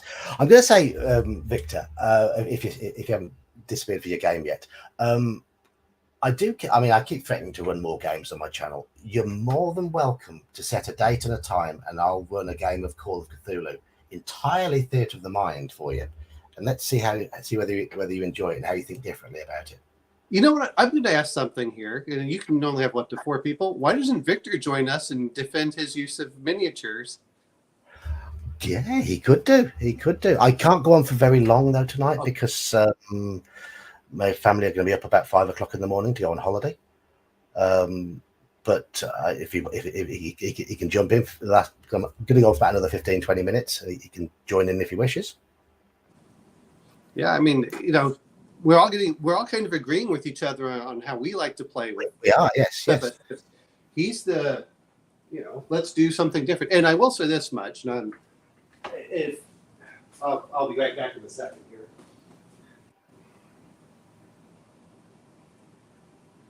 Everyone's left me.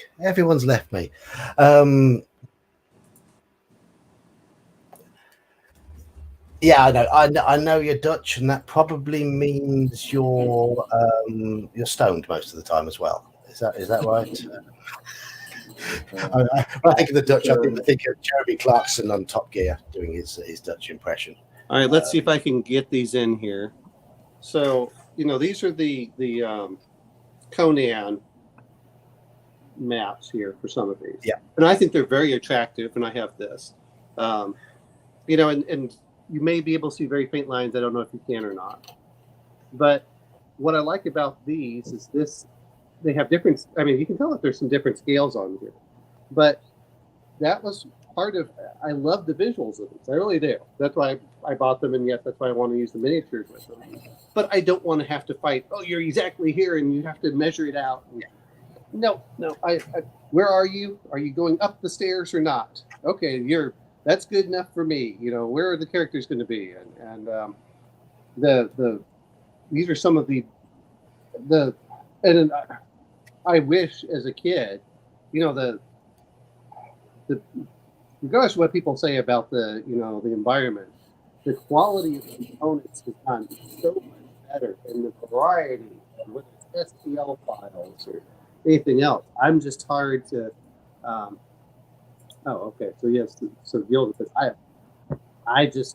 There's so many great things about these that are in there, and it evokes it. But how many times can I ever use these? I don't know. Exactly. I mean, you could probably use them 2 or 3 times before the players go, I recognize that map. We've been there before. It comes down to like the same problem with miniatures in general, is that after you've used those kobolds so many times, and you have no goblin miniatures, or you have no bugbear miniatures, or you have D&D has so many monsters. Even though somebody undoubtedly makes all of those miniatures, are you ever going to own all of them? Is that you're on a battle in a battle? Is that a manticore or a unicorn? Well, I haven't bought the unicorn yet, so it's a manticore. Yes, quite. That's what I mean. Roll20 is quite easy for that. I mean, I just Google a picture of a relevant creature online and make a little token out of it, and it's so much easier. But yes, having the miniatures, it can get expensive. I use Owlbear Rodeo and Token Stamp to make a lot of that stuff. Just Oh, there we go. Hey guys. Hello, Victor. You're right. Okay. Hello. Hello, Jakob. Okay, make your case for miniatures. Go on, Victor. You've got 30 seconds. 30? Jeez. I just like them. That's pretty much my case. I just personally like them. Like, if somebody wants to do Theater of the Mind, that's fine.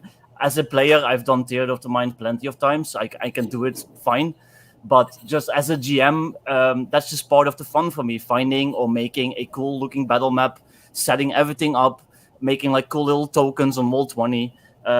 Just that stuff. That's just what I enjoy. And that's pretty much all I was saying. That's exactly what you should do. Yeah, that's what you enjoy. Yeah. See, I like drawing the maps. I spend hours just aimlessly doodling away with a map and coming up with something that might work and might not.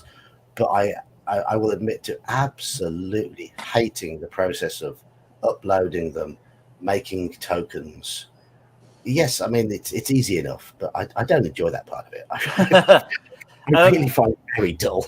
There's many resources for it that makes it a lot easier. So yeah, I like miniatures, for example, and I have lots of them, and I like building terrain, but I do not want the pressure of trying to keep up with a production schedule that matches my gaming schedule. So, and speaking of which, when we're talking about some of these for making maps, I know Incarnate was mentioned. I have Dungeon Draft, and I also got off of Humble Bundle a while back was the Campaign Cartographer.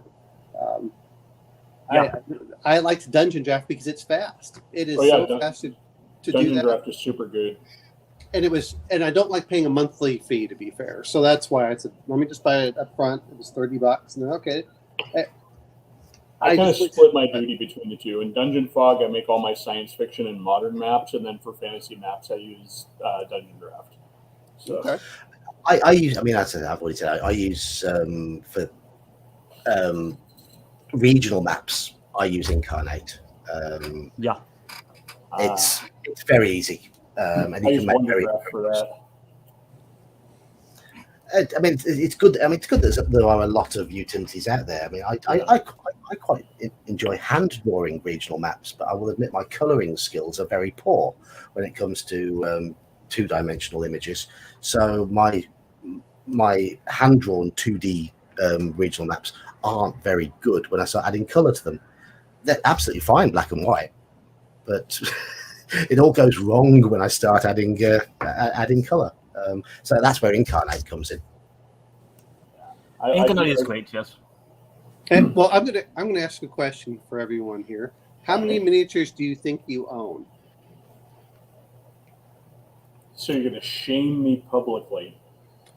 I would estimate about 400. I don't know how many I have. When I was packing to make the move, I found an entire box of unopened blisters from Reaper. And so that's one. I've got 2 Reaper Bones Kickstarters, and I probably bought about a double that amount in terms of secondhand bundles on eBay and various other bits and bobs, going to conventions and finding stalls that have got these bags of miniatures and things like that. So yeah, about 400, which I've painted about 50.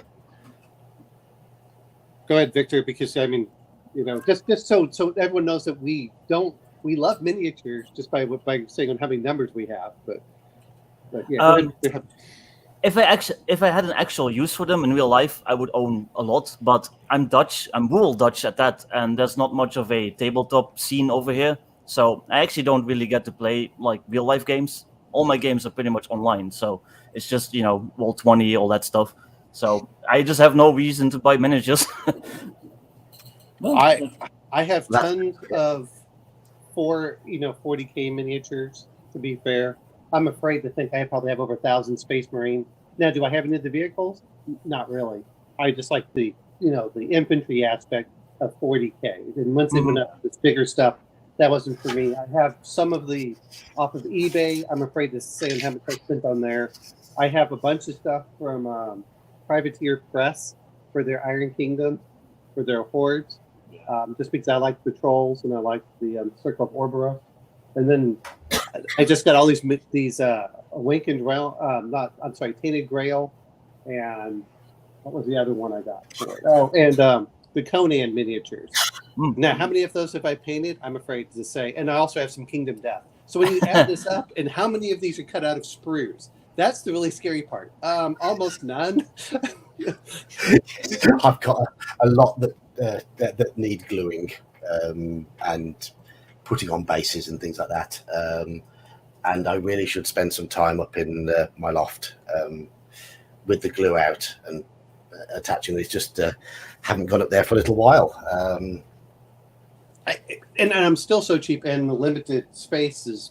I'm just as tempted to throw, put books under a sheet, put the sheet there, and that's your different terrain layers, and then just put the miniatures over and say, okay, we're going to do a battle for some space stuff. Don't get me wrong, I love the wargaming aspect, but when I'm role playing, I want them to be more in the moment rather than in the game. I'm going to come to that for Adam's point here. Would you recommend Theatre of the Mind for large parties? And a week ago, I'd have said no.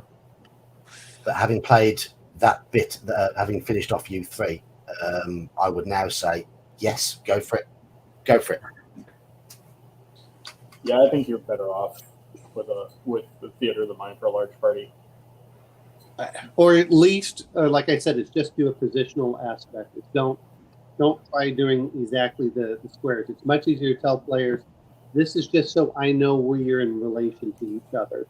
Otherwise, it's going to get bogged down really fast as they like, well, I want to move here and let me count my squares and then is this far enough? I'm like, no. Yeah, if you're gonna use a map, if you're gonna use VTT or anything like that, just make sure you make it clear up front that we're not playing for precision here. We gotta keep it moving. Yes. Well, that is key for Theatre of the Mind. Keeping the pace going, keeping it's don't let it bog down. When it's time for something to happen, I mean, I would interrupt conversation and say, right, let's roll for the next initiative and get the round going again. Okay, you've won initiative. What are you doing? And I would push them into quick actions, quick decisions, keep it moving, keep it descriptive, and keep it lively. I think Honestly, the other, go ahead. I was saying, honestly, don't be afraid to throw in timers if you have to. Well, you can also do a kind of like a combination. That's what I often do. Like, you guys like assume that if you use a map, you're using like grids. You don't have to use grids. The map can just be a visual representation of what the area looks like. So you as a GM don't have to worry like, oh, there's like a fallen log here for you to hide behind. Like, they can just see it on the map and they can just like run towards it. But everything else is just like described on the fly, basically. I agree with you, Victor. Go on. Well, I agree with Victor on that. The other part is, if you're going to use it in certain cases, I also recommend don't doing a one-for-one representation. If you're going to do it, you don't have, not everything has to be one-to-one. I think that's the problem when a lot of people look at miniatures. Even on the VTT, you can use a square box and that represents the party together. I'm going to move one square, boom, boom, boom, boom, boom, boom. Okay, that's fine. And then only if someone breaks away from that do you say, okay, you go over here. Not everything. I guess we're all talking about combine the two, but don't feel that you have to war game it, and don't feel that one is infinitely superior than the other. I think that. Yeah. And I think that's my big worry with VTT honestly, is that they do invite that wargamer-ist approach, even though that may not be your goal. Because I think very much like Adam's talking about, when I put out, say, a VTT map, even, I'm not looking for exact stuff. I'm looking more for a representational aspect where, hey, this is just a visual reference. But I very often find that my players, once that's put out there, they slip into that mode of, I am here. This is where I am exactly. This is the only thing that exists is what is showing on this map. I don't need to ask questions anymore, other than, I literally watch turn after turn of them going, okay, well, I'm going to move my 6 spaces here, which is my 30 feet. That gets me in range with the ogre. We lose a lot of that intuitive and kind of creative dialogue that often comes with theater of the mind. Mm-hmm.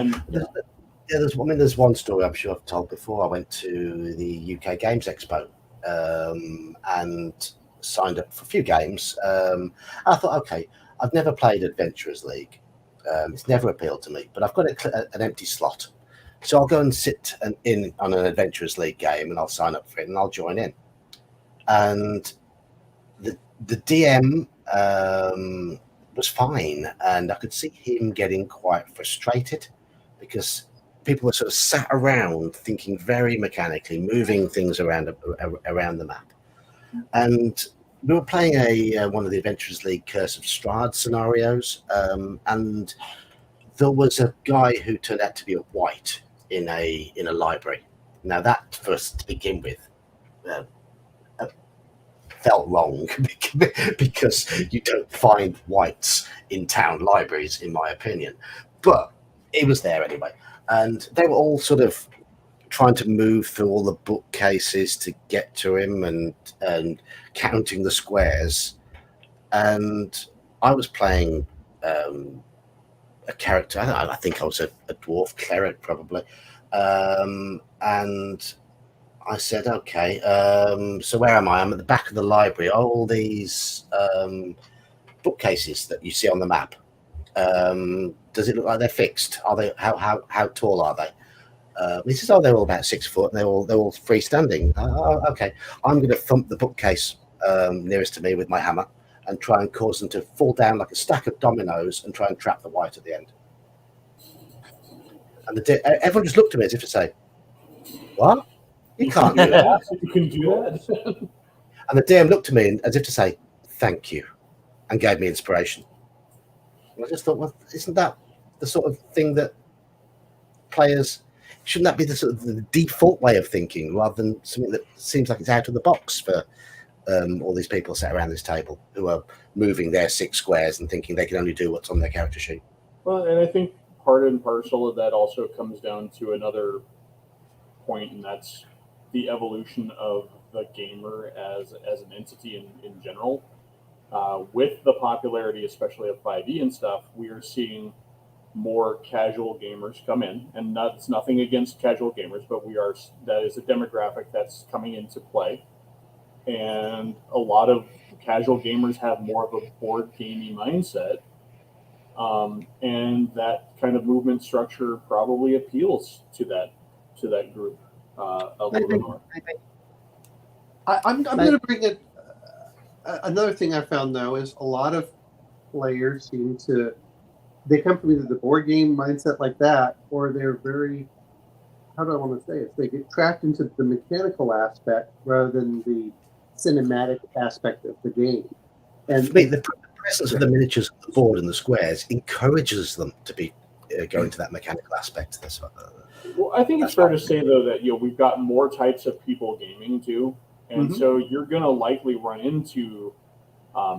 And I use this term not pejoratively, actually very much aware, and from within that demographic, you have a lot of neurodivergent folks who process differently, and maybe that mechanism, that mechanical aspect of miniatures moving is how they can interface with the game. The fluid, creative, abstract may not be easily accessible for everybody, and so I guess if we're going to discuss the topic as a whole, there is that aspect, what good it brings to the table, and that's that there are some probably people who can play it now who might not have been able to play it before just because they couldn't grasp it.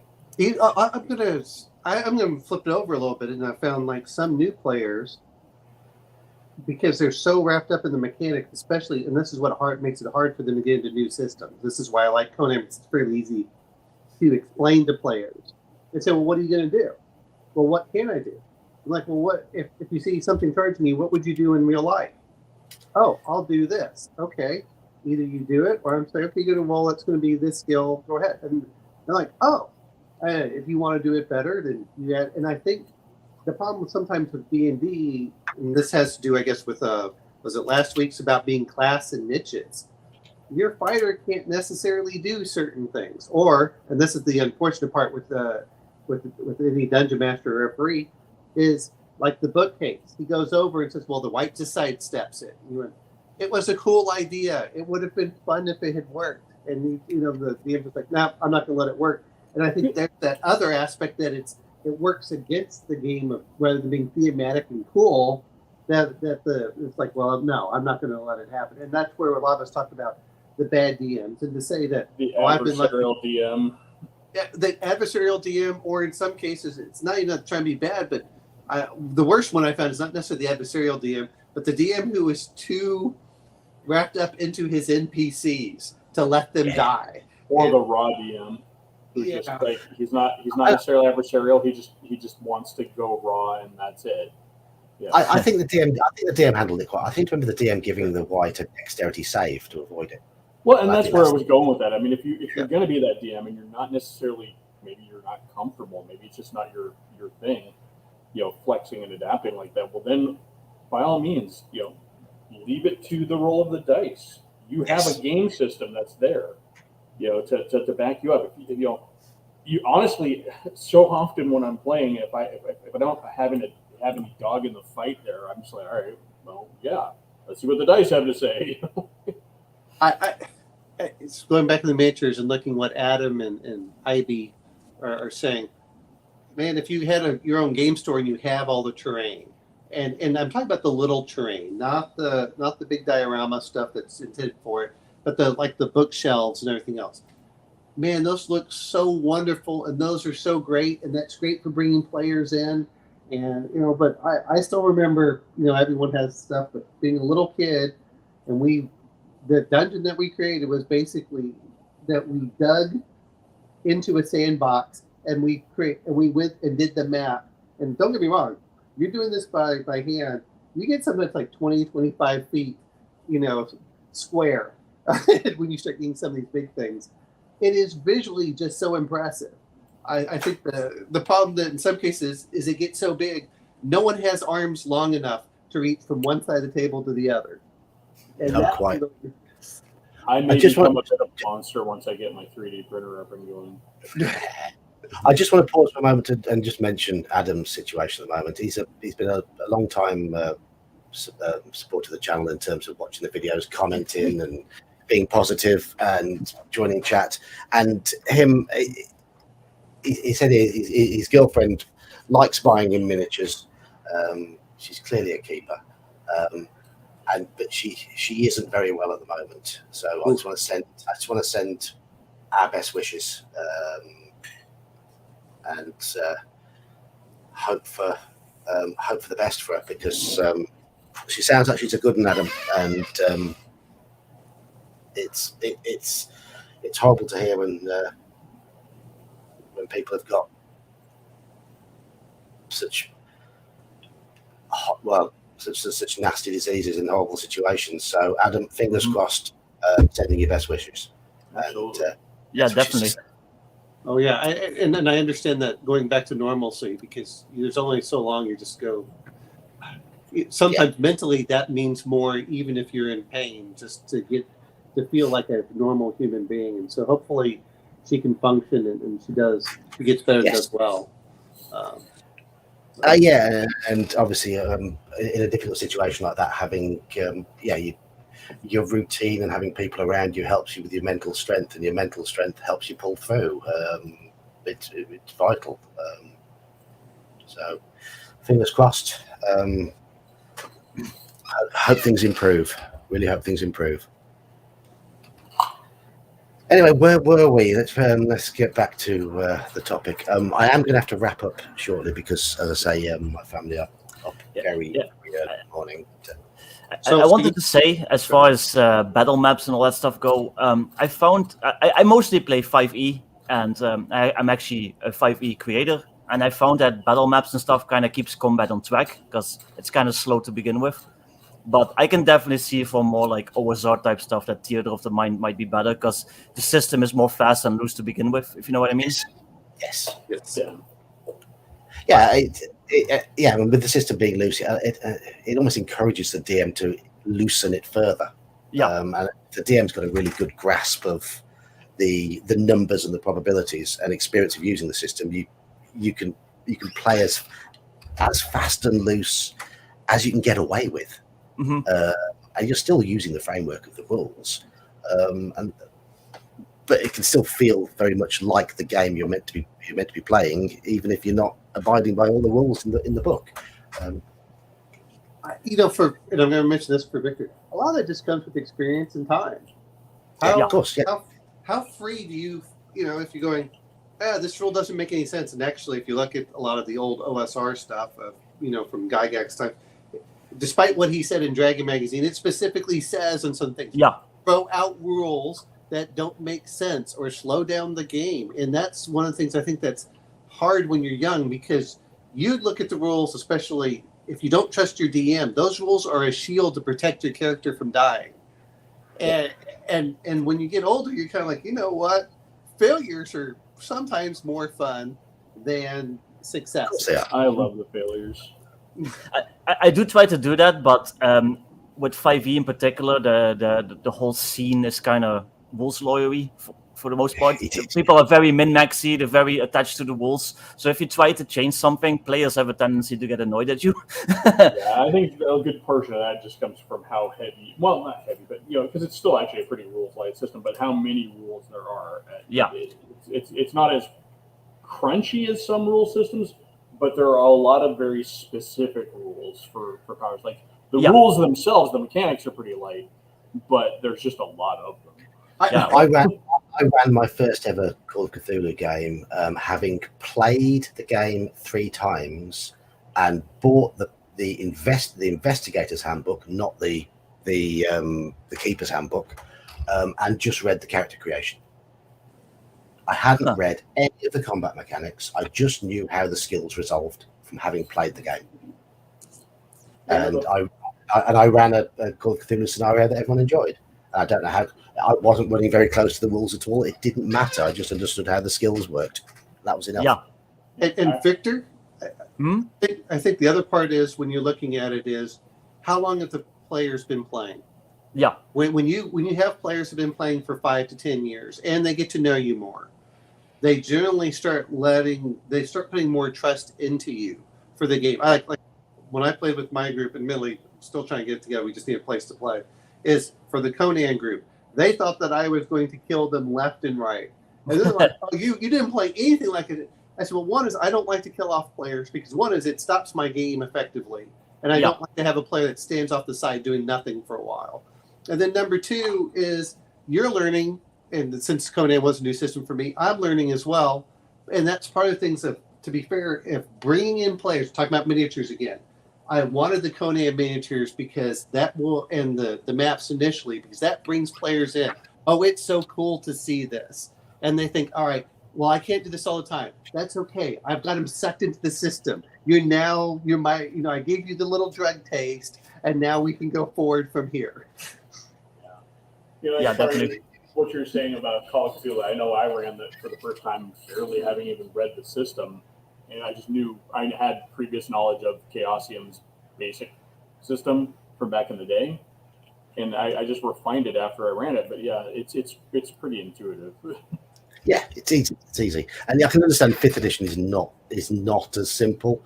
I mean, at first level, that everything's very simple. But if you go up a few levels, it can get a bit convoluted, and you start having to understand how the various actions interact with each other. But at first level, you can run it by just knowing the basic. Because you get counter abilities, you get feats, you get spells, you get all sorts of things. Magic weapons, magic items, and they all interact with each other. And then that's where the min-maxing comes in. And then, like I said, I found that using a battle map kind of keeps combat on track, because then they're just focusing on the combat, which is slow to begin with. And then you're not like pausing to describe what the area looks like when they're wanting to cast a spell in it, because they can already see it like on the map. I like to rely on descriptions rather than the map, though. I mean, that's the thing. I mean,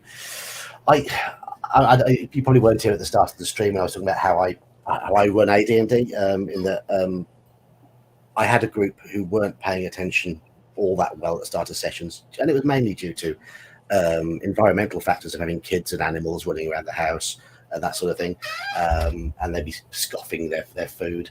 And I would get a big whiteboard, draw out an outline of the area, throw the miniatures on the map, and then I would that would be the map, and then I would describe the area. So all the details would be in my description. Yeah. They just have a line drawing showing where exits are, maybe a big feature, and a general idea of the size of the room. I'd say, okay, I'm drawing a room now. This is 50 foot in diameter. I'm going to say this, Victor's. Wait until you meet more advanced players. And I'm not trying to knock it, but a lot of people are new. If people have tried different systems and they're a little bit more relaxed, you'll actually find that, like for myself, and I know other people do it, I could be just as happy let the DM do all my rolls for my game and tell me, oh, you succeed or you fail. Or even I said, okay, you roll my dice and you just let me know. I'm just going to narrate my action, and I'm happy doing it. But I'm not fighting with the rules anymore. And as a DM, I understand that we're going to go. I hate saying this. My character is important, and the characters or the party is the most important thing in the game. Not the most important thing in the world, but in the game, they're one of the most important things. But we need to tell a story, and if that means a couple of characters die, so be it. Just I'm there to have fun, spend time with my friends, and eat. I don't know. Yeah, at the end of the day, I'm pretty flexible. I adjust to what game I'm playing, what kind of GM I'm playing with, or But just me personally as a GM, I like battle maps. That's basically the gist of it. So that's a very valid and take on it. I love maps. I'm to be fair, I love all those things visually, especially in a virtual tabletop where you see the fires flickering, and I'm going to mention something in Foundry where you can move certain. I'm just mentioning Foundry in this certain case. You can move your token, and different sounds will appear or be heard depending on where you are in the map. I said that is so cool. I Yeah. don't want to spend 40 hours Yeah. making that map. But there That's are example of some of the maps I've drawn. Well, the beauty is that there's a lot of people now that make the maps for you. It's not the 90s anymore where you have to go to some gaming store and then buy the big book of maps or whatever. There's some random dude on Twitter and all he does is just make awesome maps on Incarnate. Then you pay him like $2 and you've got like 40 maps. I agree with you, Victor. I mean, you're to me, whether people they can talk about everything else. We really are in a golden age of this. Yeah. Where the technology allows us to bring things in, allows us to try different characters, different systems. I have tons of systems I would have never played if I didn't have stuff online in certain cases, or getting other people in there. I wouldn't even be familiar with it. And the maps, if you were talking about those maps, man, whenever you start going through there and the lights flickering, and I have the fog of war, and they're gorgeous, just absolutely. Part of it just comes down to I don't want to spend 20 minutes doing a combat. Combats for me should be 10 minutes or less. And I don't mean per round. That's the other problem I have. I don't want to do 1 or 2 combats a session sometimes. I want to be able to go through sessions fairly quickly. Like if we have orc combat, boom. Okay, we're done with it. And that's sometimes where I think the second edition has, not second, but some of they increase the power and combats become long slog fest of rules, of looking up rules and stuff. And I'm just going, I'm okay with the dragon having 37 hit points and back me. He'll go down in 3 to 5 rounds. That dragon can also TPK the whole party in 1 round. Okay, we met all the stuff in there.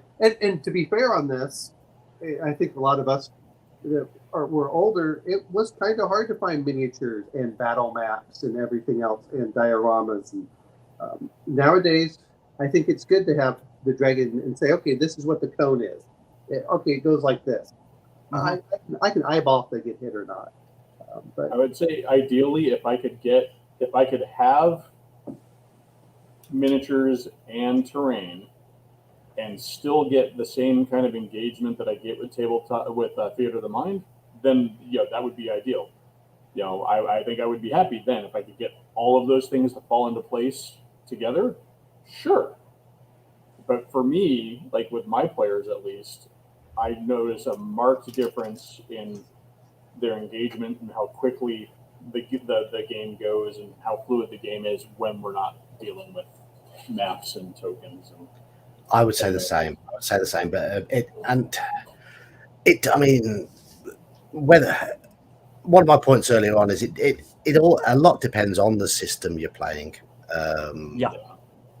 and how well the system can function without the maps, and how many of the rules that the players and the DM are using rely on finicky positioning. And there are those games. and Victor, if you want me to run a game of Call of Cthulhu, just let me know. And, that'd be fun. You could always run one on Guilded or on the Basic Expert server. I'm sure there's people in there that would be in for that.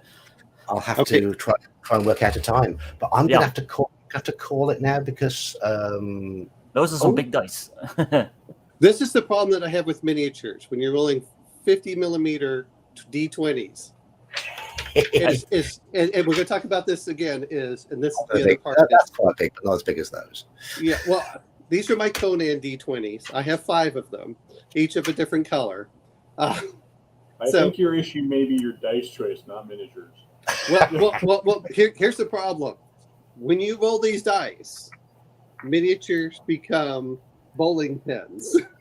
And I've rolled them on tables. Unless you have a very solid table, before miniatures get shaken, things falling over. So there's another negative towards that. Well, I didn't know I was debating with Jeff Bezos, so I'm going to be quiet now because I don't want to be assassinated. I